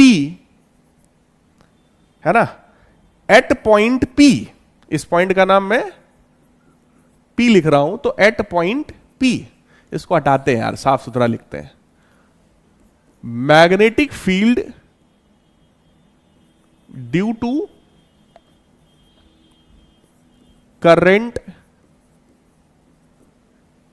carrying, magnetic field due to current carrying wire AB at point P। प्यारे बच्चों, इस वायर की वजह से P पॉइंट पर, जो कि R डिस्टेंस पर है, अगर मैं मैग्नेटिक फील्ड की बात करूं तो वो मैग्नेटिक फील्ड होगा ये, जो कि है μ0/2π I1/R, राइट? अब अगर आप CD वायर की बात करो, CD वायर की अगर आप बात करो, तो now wire CD is a current carrying wire, is a current carrying wire placed in magnetic field। प्यारे लाल बाल गोपाल, अब ये जो वायर CD है ये एक करंट कैरिंग वायर है जो कि एक मैग्नेटिक फील्ड में रखा हुआ है। तो आप ही लोग मेरे को अब कमेंट करके बताओ, अगर कोई current carrying wire magnetic field में रखा है तो क्या वो वायर पर फोर्स लगेगा? क्या उस वायर पर फोर्स लगेगा अगर कोई वायर करंट कैरिंग वायर हो और वो मैग्नेटिक फील्ड में रखा हो? बेटा बता दो जरा। CD is a current carrying wire having current I2 which is placed in magnetic field of the first wire AB, right? So this wire CD will experience a force, right? और value of that force is FCD। इस वाले wire CD पर लगने वाला ये force है, और force का फॉर्मूला क्या होता है भैया? फोर्स का फॉर्मूला होता है ILB sine theta. ILB sine theta. I किसका? CD का। लेंथ किसका? CD का, right? Length will be also of CD, है ना? मैग्नेटिक फील्ड लेकिन किसकी होगी बेटा? भैया इसका करंट, इसी का लेंथ, और यही की मैग्नेटिक फील्ड, लेकिन यहां जो मैग्नेटिक फील्ड है वो इसकी वजह से है, यहां पर जो मैग्नेटिक फील्ड है वो AB की वजह से है। तो बेटा मैग्नेटिक फील्ड किसकी होगी भैया? AB वाली magnetic field, right? So this will become I2। इस लेंथ को मैं इधर ला रहा हूं तो ये बनेगा force on the wire CD divided by length of the wire CD is equal to I2 into magnetic field. I2 ये रहा, मैग्नेटिक फील्ड ये रही, यानी कि mu nought upon 2 pi I1 बटे R। थोड़ा सा और अच्छे से लिखते हैं, force per unit length of the wire CD, force per unit length of the wire CD is mu nought upon 2 pi I1 I2 बटे R। क्लियर? यानी कि अगर कोई वायर है, ठीक है, ये करंट कैरिंग वायर है, ये भी करंट कैरिंग वायर है, तो इस वाले वायर की वजह से पहले यहां मैग्नेटिक फील्ड आएगी, और उस मैग्नेटिक फील्ड में ये करंट कैरिंग वायर है तो इसके ऊपर फोर्स लगेगा, और उस फोर्स की वैल्यू कितनी आई? Force per unit length of this wire, force per unit length of this wire is equal to mu nought upon 2 pi I1 I2 बटे R। क्लियर है सबको? इस वायर की वजह से इस वाले वायर पर एक फोर्स लग जाएगा, और उस फोर्स की वैल्यू कितनी है? पर यूनिट लेंथ में फोर्स की वैल्यू कितनी है? Mu nought upon 2 pi I1 I2 बटे R। जल्दी से कमेंट करके बता दीजिए, ये जो यहां पे लिखा हुआ है फोर्स पर यूनिट लेंथ, इसका यूनिट क्या होगा? जल्दी से कमेंट करो, कमेंट करो जरा, इसका यूनिट क्या होगा सब लोग। और ये गलत कर लिया ना, अगर ये गलत कर लिया ना, हाँ, तो एक जो है अपने अगल बगल में किसी को बैठा लो, कह दो कि जब हम गलत करें और सर बोलें तो हमको एक झापड़ मारो खींच के, है ना भाई? तो एक बंदा जो है अपने बगल में बैठा लो, तुम्हारा चाहे छोटा भाई हो, छोटी बहन हो, वो लोग वैसे भी मारने पीटने में तेज होते हैं, तो अगर गलत करना तो थोड़ा सा एक तमाचा उनसे ले लेना। यस। तो बेटा फोर्स कई बार हम लोग बोलते हैं, but that is force per unit length, so that must be Newton पर मीटर। Very good. देखो एक लोग बोल रहे थे टेस्ला पर मीटर, भैया फोर्स अपॉन लेंथ है बेटा, दैट मस्ट बी न्यूटन पर मीटर, है ना? फोर्स तो न्यूटन होगा भाई, न्यूटन पर मीटर। इस तरीके से जो है आप लिखो, है ना? अच्छा, अब इसी के उल्टे प्रोसेस पर आते, ये तो हुआ इसकी वजह से इधर क्या हुआ, अब उल्टा आओ जरा। अच्छा एक चीज और बताओ, चलो एक चीज और बताओ। फोर्स वेक्टर क्वांटिटी है तो फोर्स का डायरेक्शन भी हम लोग देख सकते हैं, है ना? फोर्स का डायरेक्शन भी हम लोग देख सकते हैं बेटा। मैग्नेटिक फील्ड किधर है? अंदर की तरफ। करंट किधर है? ऊपर की तरफ। करंट किधर है? ऊपर की तरफ। तो भैया क्या ऐसे लगाएंगे? क्या ऐसे लगा? मेरा लेफ्ट हैंड है भाई साहब, ये देखो लेफ्ट हैंड है मेरा, ऐसे लगाएंगे। मैग्नेटिक फील्ड अंदर, करंट ऊपर, तो थंब देखो मेरा किधर की तरफ है? Left side. लेफ्ट साइड यानी कि इस वायर पर, इस वाले वायर पर जो फोर्स लगेगा वो किधर लगेगा बेटा? That will be in left side. Clear? ठीक है, अब उल्टा आओ, उल्टा आओ, ये सब भूल जाओ, ये सब जो लिखा लिखा सब भूल जाओ, इधर वाली बातें। अब थोड़ा उसके लिए बात करो। ये एक करंट कैरिंग वायर था, CD was a current carrying wire, जिसकी वजह से R डिस्टेंस पर इधर अगर कोई पॉइंट हो तो पहले बताओ इस करंट कैरिंग वायर की वजह से उसके आसपास मैग्नेटिक फील्ड होगी कि नहीं होगी? है ना भाइयों और बहनों, मैग्नेटिक फील्ड होगी कि नहीं होगी? हाँ भाई। सो मैग्नेटिक फील्ड किधर होगी? आउटवर्ड्स। इस वायर की वजह से इधर की तरफ मैग्नेटिक फील्ड बेटा किधर होगी? Outwards, outwards, right? इधर की तरफ, बाहर की तरफ मैग्नेटिक फील्ड होगी। और वो मैग्नेटिक फील्ड देखो मैं लिख रहा हूं, यहां पर मैग्नेटिक फील्ड होगी outwards, so that is magnetic field CD। It is magnetic field due to CD, है ना? इसकी वजह से इधर की तरफ मैग्नेटिक फील्ड होगी आउटवर्ड्स, है ना? अब यार ये भी जो AB है, that is again a current carrying wire having current I1 and magnetic field BCD, है ना? तो ये भी एक करंट कैरिंग वायर है जो कि मैग्नेटिक फील्ड में है। तो बेटा इसके ऊपर भी फोर्स लगेगा, है ना? इसके ऊपर भी क्या लगेगा? फोर्स लगेगा। मैग्नेटिक फील्ड में इधर लिख रहा हूं, तो इसके ऊपर भी भैया फोर्स लगेगा, राइट? उस फोर्स की वैल्यू के बारे में सोचो। Force on the wire AB that is equal to current of AB, length of AB और मैग्नेटिक फील्ड। तो मैग्नेटिक फील्ड यहां पर CD की वजह से है, ठीक? तो again force per unit length of the wire AB अगर मैं निकालूंगा तो that will be I1 into magnetic field of CD, और इस CD की वजह से जो मैग्नेटिक फील्ड होगा that will be like this, mu nought upon 2 pi. CD में करंट था I2 बटे R। जब AB की वजह से मैग्नेटिक फील्ड निकाला था तो वहां I1 था, अभी CD की वजह से निकालोगे तो यहां I2 हो जाएगा। तो बेटा force per unit length on the wire AB अगर हम लोग निकालेंगे तो that will B mu nought upon 2 pi I1 I2 बटे R। यानी कि उस वायर पर जितना फोर्स लगा था उतना ही फोर्स इसके ऊपर भी लगेगा। अरे यार जरा ध्यान से सुनो मेरी बात, जितना फोर्स इसके ऊपर लगा था उतना ही फोर्स इसके ऊपर भी लगेगा, लेकिन उसकी डायरेक्शन कितनी है, किधर की तरफ है? डायरेक्शन किधर है बेटा? डायरेक्शन किधर है? डायरेक्शन, इस फोर्स का डायरेक्शन किधर है? तो सर मैग्नेटिक फील्ड तो सर आउटवर्ड्स है ना? करंट किधर है सर? ऊपर की तरफ। तो देखो जरा, ये मेरा लेफ्ट हैंड है भाई, लेफ्ट हैंड है, जरा चेक करो। मैग्नेटिक फील्ड तुम्हारी तरफ आउटवर्ड्स, करंट ऊपर की तरफ। तो मेरा थंब किधर जा रहा है? राइट साइड में। थंब किधर जा रहा है? राइट साइड में। तो इस पर जो फोर्स लगेगा, इस पर जो फोर्स लगेगा वो राइट साइड में, CD पर जो फोर्स था वो लेफ्ट साइड में। सही है, सही है। तो नेट फोर्स कितना हुआ बेटा? नेट फोर्स कितना हुआ?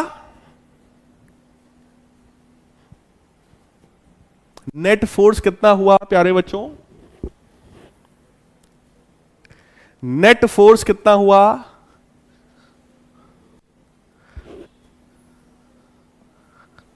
गधों,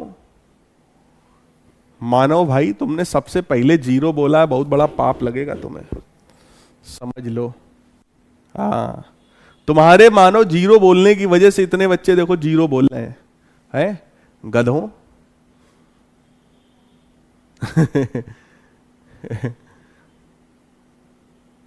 मेरे प्यारे गधों, है भाई, इस पर जितना फोर्स लग रहा है उतना ही इस पे भी लग रहा है, लेकिन नेट 0 कैसे हो सकता है यार?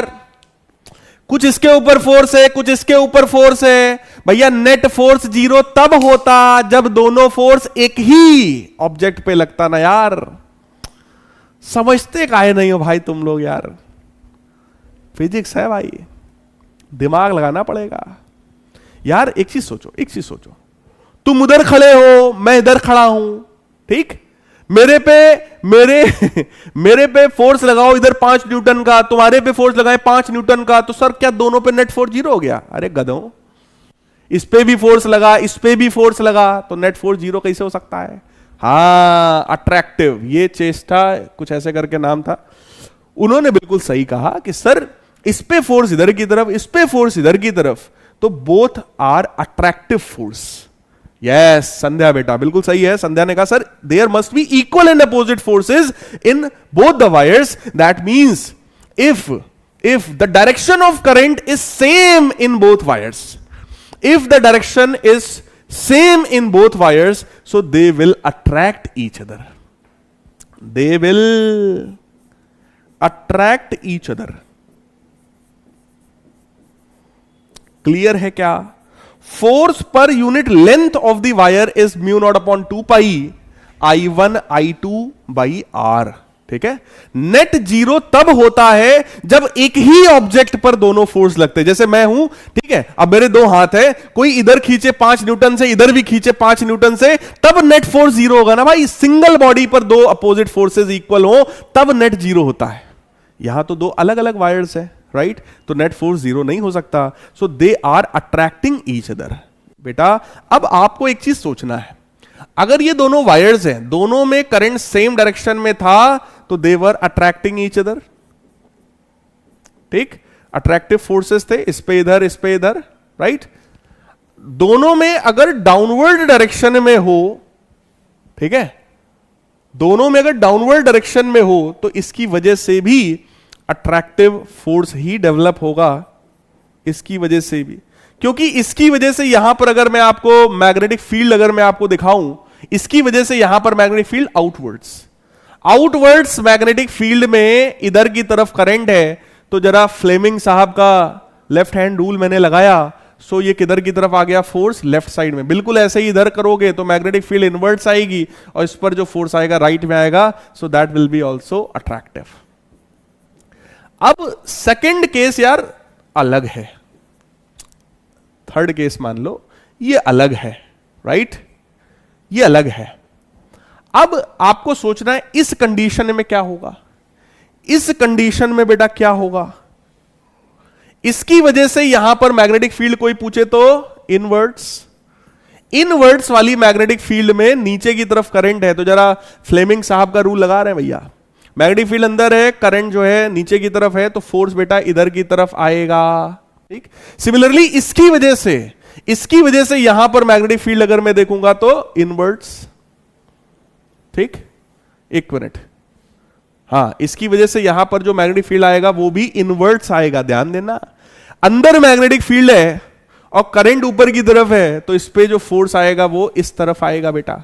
यानी कि अगर दोनों वायर्स में अगर करंट अपोजिट डायरेक्शन में है, तो they will repel each other.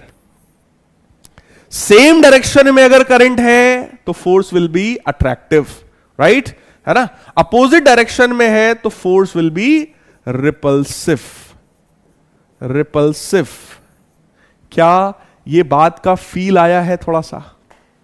क्या इस बात का फील आया है थोड़ा सा? जल्दी से बता दीजिए, हार्ड स्पैम कर दीजिए, क्या इस चीज का फील आ गया है आप लोगों को? जल्दी से हार्ड स्पैम कर दो भाई। क्या इस बात का फील आ गया है आपको?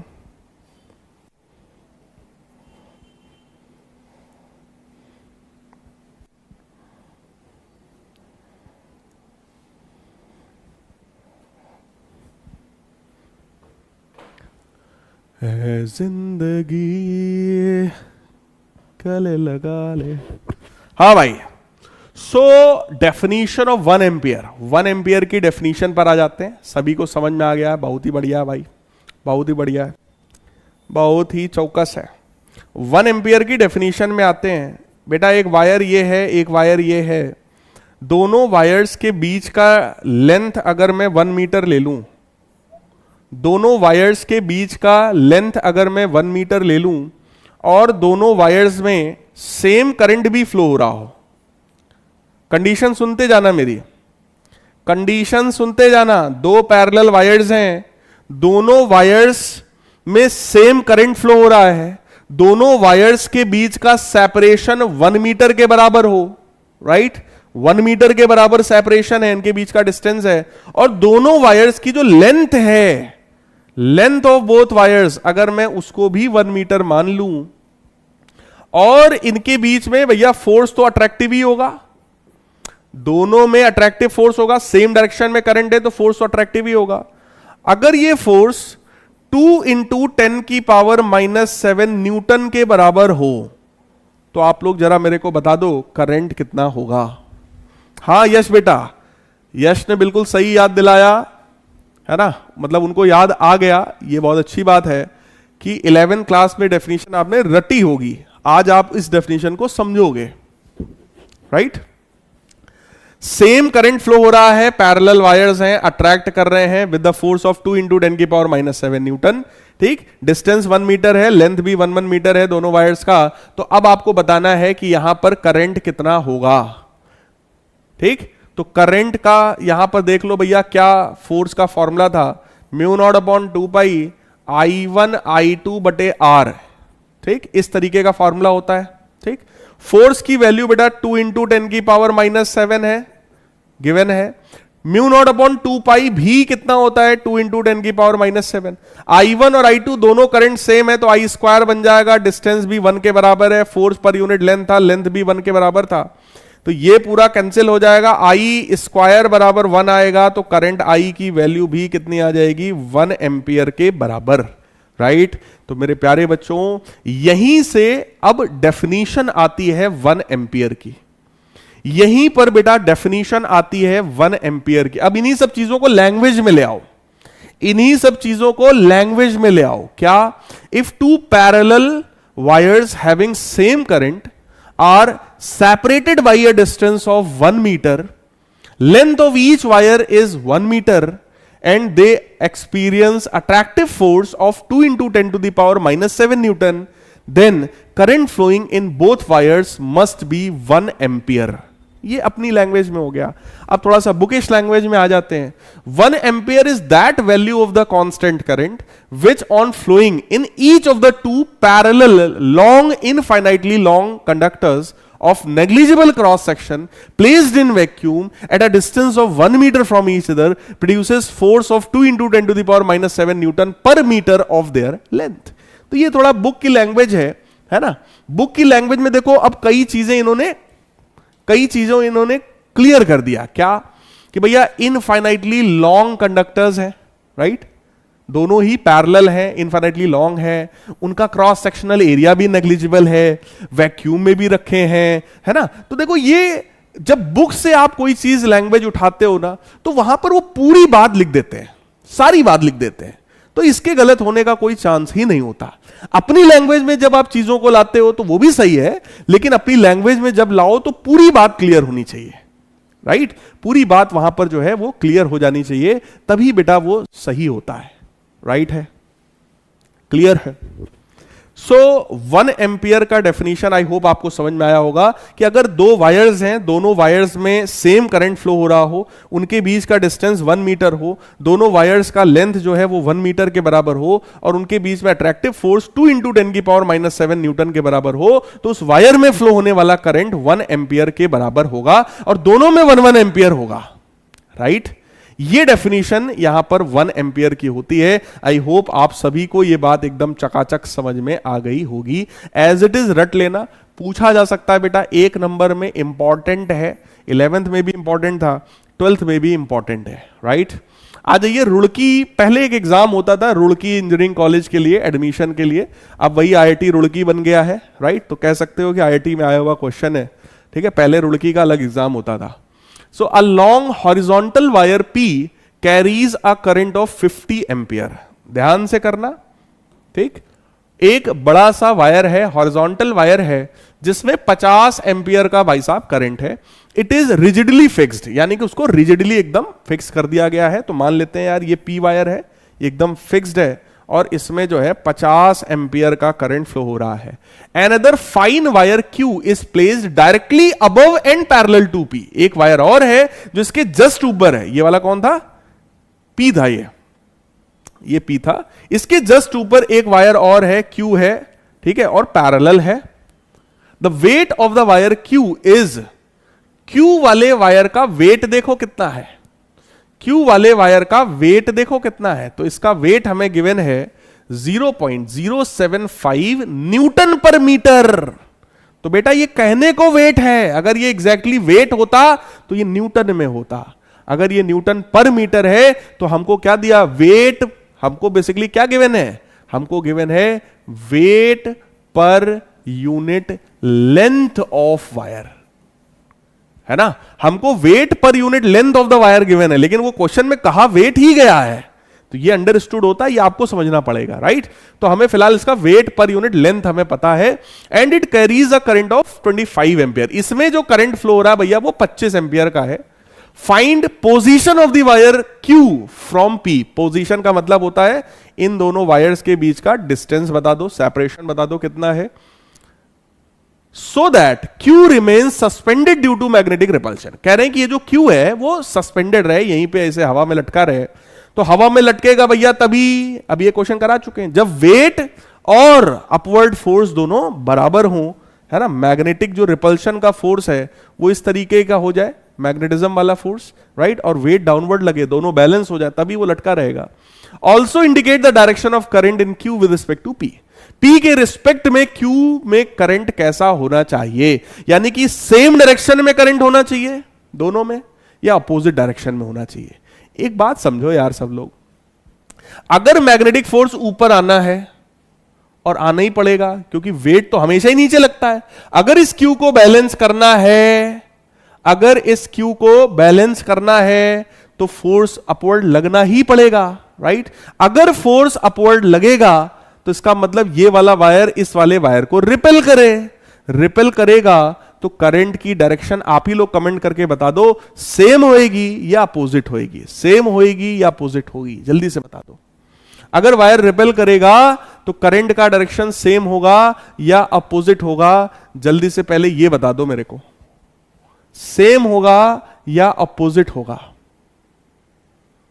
अपोजिट होगा। वेरी गुड, पढ़ने वाले सारे बच्चे बता रहे हैं, और कुछ लोग वहां पे जो है दोस्ती ढूंढ रहे हैं, गधे कहीं के दोस्ती ढूंढ रहे हैं ऑनलाइन क्लास में बैठ करके। ये इनको ऑनलाइन क्लास में जो है दोस्ती करनी है, नालायक। सो ये 50 एम्पियर का करंट है, ये 25 एम्पियर का करंट है, डायरेक्शन अपोजिट हो गई, या तो आंसर ए होगा या तो सी होगा। अब सॉल्व करो और मेरे को आप सेपरेशन की वैल्यू बता दो। 90 सेकेंड्स का समय है और वो समय शुरू होता है अब। फलक आसिम कह रहे हैं ना ना ना ना सर, ना ना सर, ना सर, सोलमेट ढूंढ रहे हैं, दोस्ती नहीं ढूंढ रहे हैं सर, सोलमेट ढूंढ रहे हैं। गधों, ऐसे ऐसे वर्ड्स तुम लोग ले आते हो, सोलमेट ढूंढ रहे हैं। सोलमेट नहीं मिलेगी, भूत प्रेत जरूर मिल जाएगा तुम्हें। पता चला किसी और की सोल पकड़ ली तुमको, फिर कोई चुड़ैल उड़ैल मिल गई, सोलमेट ढूंढ रहे हैं, गधे कहीं के। गधों को गधी मिलेगी, सोलमेट कहां से मिलेगी।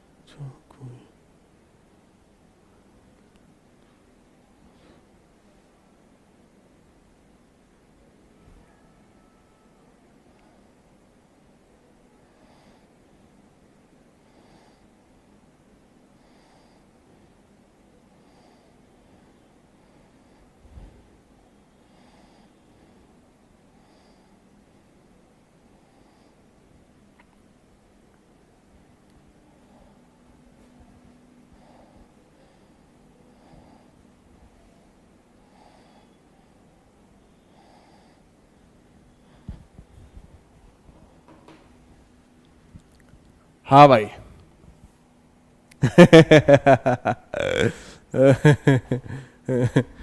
सही है, एक बच्चे ने बड़ा अच्छा कमेंट किया। चलिए खैर, सो वेट डाउनवर्ड लगेगा भैया, रिपल्सिव फोर्स ऊपर लगेगा, है ना। बस दोनों को बैलेंस करो यार, एफएम और डब्ल्यू को बैलेंस करो बेटा।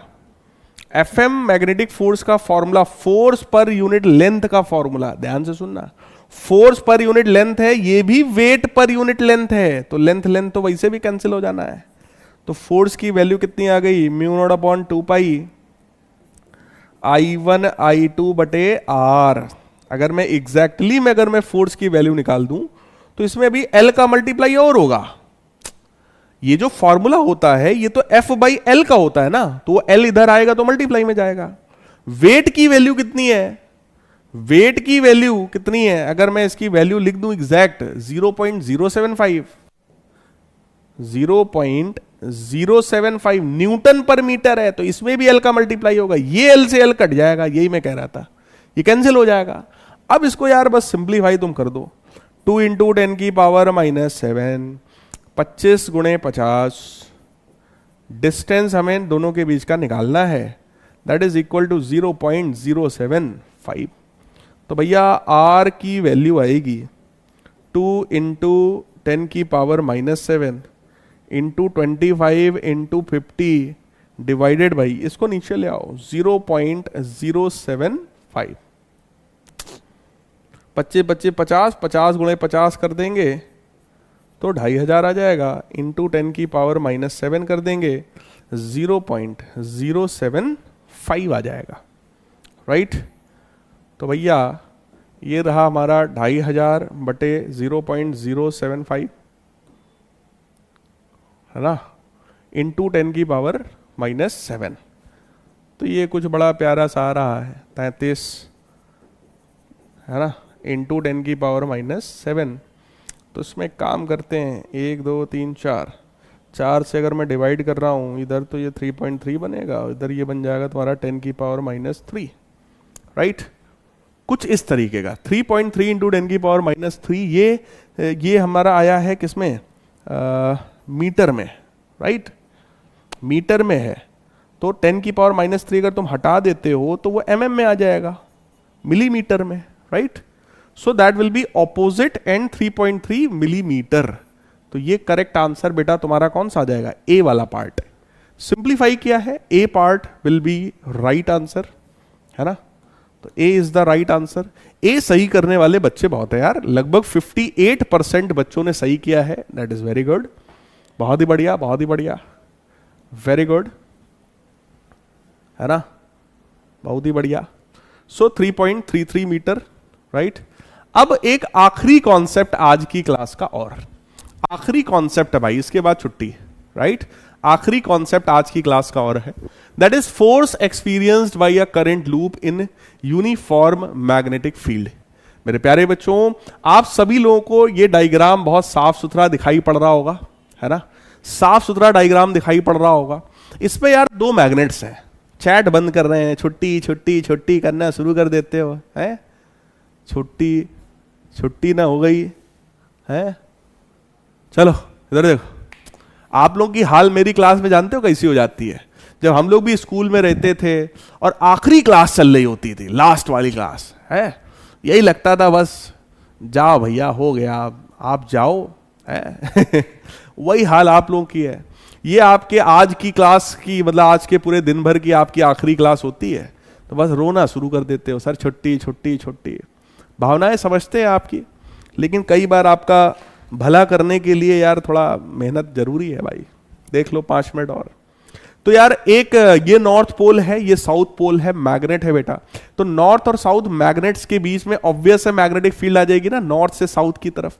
ये नॉर्थ है, ये साउथ है, तो इधर से इधर की तरफ मैग्नेटिक फील्ड अपने आप आएगा। ये देखो नॉर्थ है, ये साउथ है, मैग्नेटिक फील्ड अपने आप नॉर्थ से साउथ की तरफ क्रिएट हो जाएगा, राइट। उस मैग्नेटिक फील्ड के अंदर हम लोगों ने एक लूप रखा है।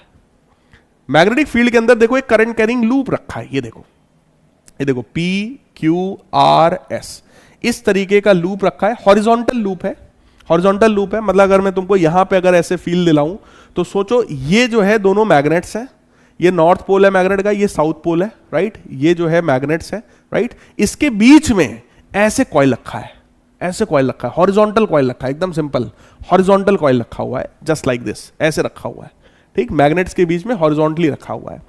अब आपको यह सोचना है कि अगर इसमें करंट है P से Q, Q से R, R से S और S से P, यानी कि इस तरीके का करंट फ्लो हो रहा है अगर, तो आपको यह सोचना है PQ वाले वायर पे किधर की तरफ फोर्स लगेगा बेटा। पहले तो यह सोचो, PQ वायर जो है क्या वो एक करंट कैरिंग वायर है जो कि मैग्नेटिक फील्ड में रखा है? सोचो सोचो सोचो, PQ वायर जो है क्या वो एक करंट कैरिंग वायर है जो कि मैग्नेटिक फील्ड में रखा है बेटा? PQ is a current carrying wire placed in magnetic field, है ना, तो उसके ऊपर फोर्स लगेगा। अब डायरेक्शन पे आते हैं, sir magnetic field right side में है, तो मैग्नेटिक फील्ड देखो राइट में हो गया, ठीक है। करंट का डायरेक्शन है सर P से Q की तरफ, जब P से Q की तरफ हमने करंट का डायरेक्शन देखा तो देखो P से Q तो ऐसे है ना, तो P से Q की तरफ जब हमने करंट का डायरेक्शन देखा तो फोर्स किधर की तरफ लग गया? अपवर्ड्स। फोर्स किधर की तरफ लग गया? अपवर्ड्स, ऐसे ऐसे ऊपर की तरफ। क्लियर है? ठीक है सर। इसके ऊपर देखो जरा, इस RS के ऊपर देखो जरा, RS के ऊपर अगर मैं फोर्स की बात आपसे करूं तो RS में क्योंकि करंट R से S की तरफ जा रहा है, मैग्नेटिक फील्ड राइट साइड में है, तो जरा चेक करो चेक करो चेक करो चेक करो, ऐसे है ना, चेक करना जरा, मैग्नेटिक फील्ड इधर की तरफ है और जो करंट है वो अंदर की तरफ है, ठीक, तो that will be like this. Magnetic field right side में, करंट अंदर की तरफ है, तो थंब किधर की तरफ जाएगा बेटा? डाउनवर्ड्स, यानी कि इस पर जो फोर्स लगेगा वो डाउनवर्ड्स लगेगा, इस पर फोर्स अपवर्ड्स और इस पर फोर्स डाउनवर्ड्स। ये एक 3D डायग्राम है, यानी कि 3D यहां पर हमने दिखाने की कोशिश किया है ना, कि शायद आप लोगों को बात जो है वो समझ में आ जाए, राइट। कुछ इस तरीके से है, इधर अपवर्ड फोर्स और अपोजिट वाली साइड में जस्ट डाउनवर्ड फोर्स। कितने लोगों को इतनी बात समझ में आई है वो जल्दी से मेरे को बता दें, थम्स अप करके बता दीजिए कितने लोगों को इतनी बात एकदम क्लियर समझ में आ गई है।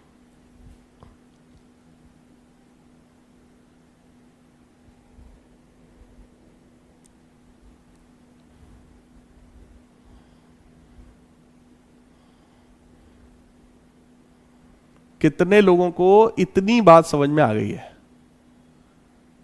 जल्दी से बता दीजिए।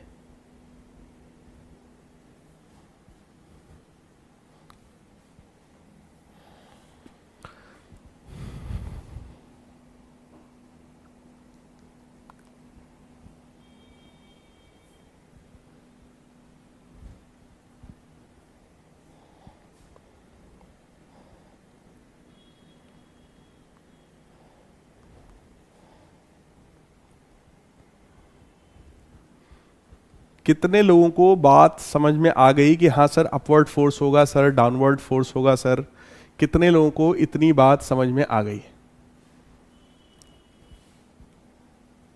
यस, 87% बच्चों को बात एकदम क्लियर है।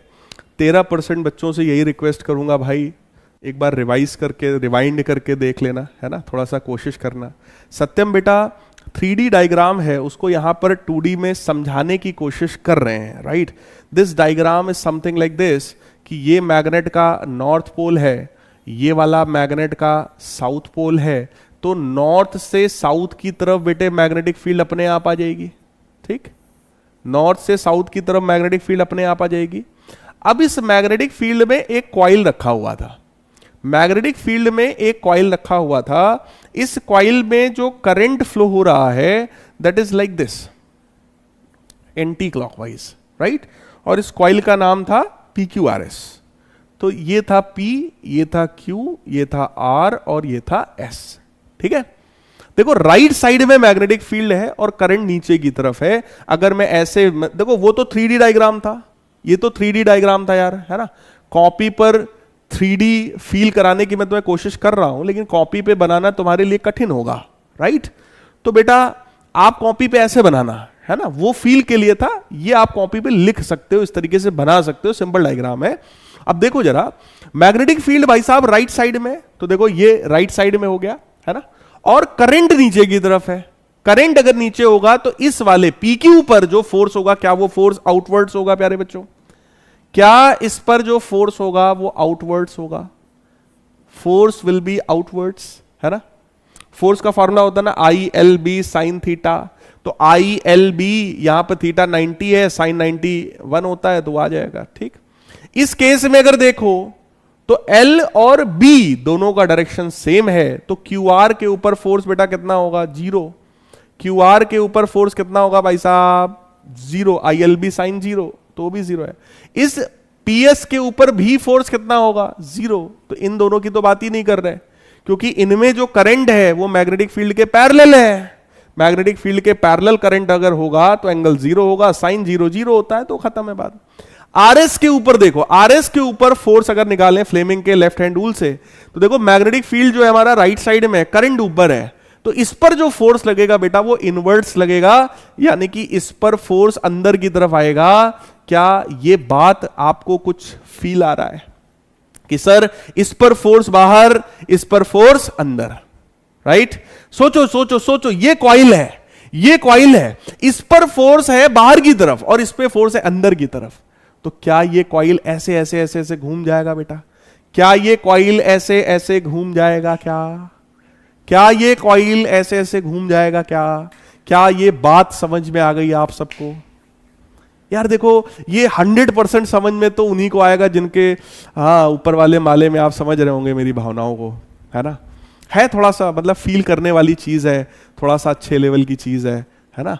ये उसी को आएगा जिसके ऊपर वाले माले में जैसे कुछ मतलब थोड़ा मोड़ा होगा, है ना। बाकी थोड़ी दिक्कत आएगी मुझे पता है, लेकिन कोई बात नहीं, डर के आगे जीत है, right.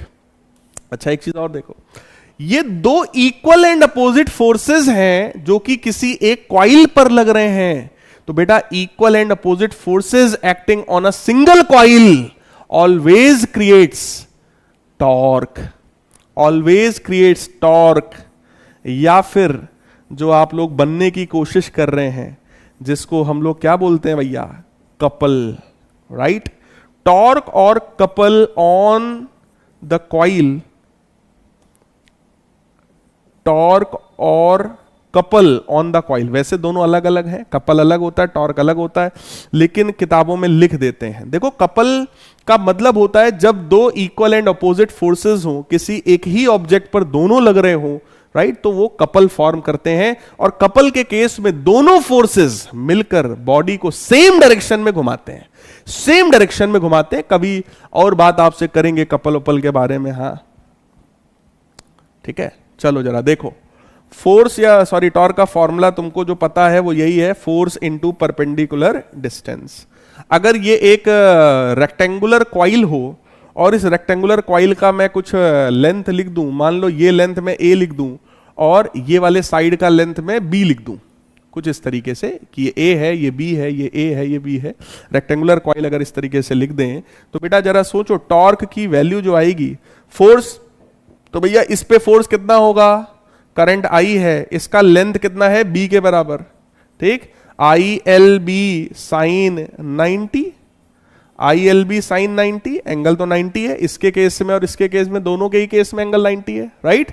So ILB sine 90 multiplied by perpendicular distance, और वो डिस्टेंस दोनों फोर्सेस के बीच में बेटा कितने के बराबर होगा, वो कितने के बराबर होगा बाबा, A के बराबर, राइट।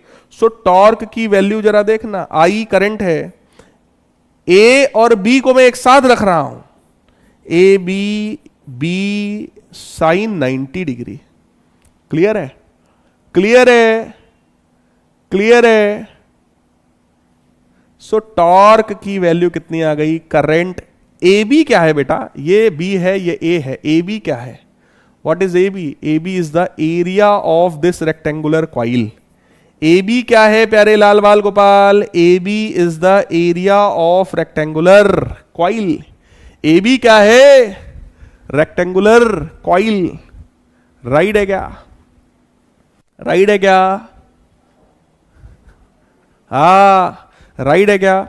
टॉर्क की वैल्यू IAB साइन 90, साइन 90 की वैल्यू सर 1 होती है, साइन 90 की वैल्यू सर 1 होती है, तो मैं इस साइन 90 को यहां से उड़ा भी सकता हूं, और टॉर्क की वैल्यू, टॉर्क की वैल्यू मैं यहां पर लिख सकता हूं IAB, है ना।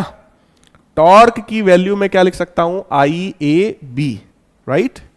सो tau will become I A B only when theta angle is 90 degree, जो कि इस डायग्राम में है।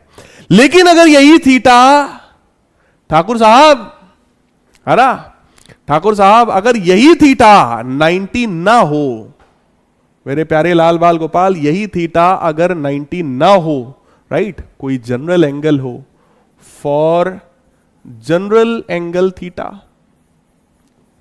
किसी जनरल एंगल की बात कर लें, है ना, जरूरी थोड़े हमेशा परपेंडिकुलर ही हो। अगर कोई जनरल एंगल थीटा की बात कर लेंगे तो यही टॉर्क, मेरे प्यारे लाल बाल गोपाल, क्या यही torque I A B sine theta निकल करके आएगा? क्या यही torque I A B sine theta निकल करके आएगा? जल्दी से बता दो, जल्दी से बता दो हार्ड स्पैम करके कि हां सर, हां सर, यही वैल्यू आएगी। जल्दी से बता दो। अगर एंगल 90 है तो हम साइन 90 रख देंगे, अगर एंगल 90 नहीं होगा, मान लो 30 होगा, तो हम यहां पर भी तो रखेंगे ना यार, आई एल बी साइन 30, यहां भी साइन 30, यहां भी साइन 30, तो वहां भी साइन 30। राइट है क्या? है ना, राइट है क्या? कुछ लोगों को अभी भी ये उम्मीद है कि हम यहां लिखेंगे कि सर छुट्टी कर दो, छुट्टी कर दो, छुट्टी कर दो, तो सर सच में छुट्टी कर देंगे। कुछ बच्चों को ऐसी उम्मीद है, लेकिन शायद वो अभी तक वो शायद अभी तक मुझे समझ नहीं पाए। इतनी क्लासेस मेरी और आपकी एक साथ हो गई हैं, तो अब तो आपको ये लिखना ही नहीं चाहिए कि सर छुट्टी कर दो, छुट्टी कर दो, है। आपको इतना समझ जाना चाहिए कि यार ये छोड़ेंगे तभी जब इनका हो जाएगा पूरा, जितना इनको पढ़ाना है ये तभी छोड़ेंगे, है ना। इतना तो यार आपको समझ जाना चाहिए, आप लोग बड़े बड़े हो, है, 12th क्लास में हो, इतना तो आपको समझ ही जाना चाहिए कि जब तक ये पूरा नहीं होगा, आपको भी पता है कि मैं छोड़ने वालों में से तो हूं नहीं, राइट। सो यार टॉर्क की जो वैल्यू है वो आई ए बी साइन थीटा आ गई है। बेटा अब समझना जरा, फॉर, अब यार ये तो जो है ना, ये तो वायर केवल एक टर्न, केवल एक बार वायर को, वायर पकड़ा गया, तार को लिया गया, बस एक बार ऐसे ऐसे घुमा के बना दिया गया लूप, ठीक, केवल एक बार वायर से लूप बनाया हुआ है, केवल एक टर्न है यहां पर, है ना। For n turns of loop, अगर इसी लूप में बेटा वायर के n टर्न्स हो, यानी कि वायर को ऐसे ऐसे ऐसे ऐसे 50 बार घुमा दिया गया, तो क्या करंट वहीं पे 50 बार घूमता रहेगा? क्या करंट वहीं 50 बार घूमता रहेगा? तो क्या वही करंट 50 गुना हो जाएगा बेटा? तो n टर्न्स के लिए यही टॉर्क हमारा कितना आ जाएगा मेरे प्यारे लाल बाल गोपाल? यही torque for n turns, this torque on the loop will become n I A B sine theta. So torque का फॉर्मूला मेरे प्यारे लाल बाल गोपाल कितना निकल करके आ गया? n I A B sine theta, right. बहुत बढ़िया, ललित पंडित जी कह रहे हैं सर n का मल्टीप्लाई हो जाएगा, वेरी गुड। सो टॉर्क की वैल्यू निकल करके आई n I A B sine theta. n क्या है? Number of turns in the loop, i क्या है? Current in the loop, a क्या है? Area of the loop, b क्या है? मैग्नेटिक फील्ड, थीटा क्या है? Theta is the angle between, theta किसके किसके बीच का एंगल है? देखो यहां पर भी मैंने लिखा था, theta was angle between length vector यानी कि direction of current and magnetic field. Current और मैग्नेटिक फील्ड के बीच का एंगल है ना थीटा, ठीक। अब जरा एक चीज समझो, मेरी बात को जरा समझो कि यार n जो है वो नंबर ऑफ टर्न्स है कॉइल के, I करंट है कॉइल में, A एरिया है कॉइल में, तो क्या ये तीनों चीजें कॉइल के लिए हैं? क्या ये n, I और A तीनों के तीनों बेटा कॉइल के लिए हैं? क्या ये बात आपको समझ में आ रही है? ये तीनों के तीनों कॉइल के लिए हैं, राइट।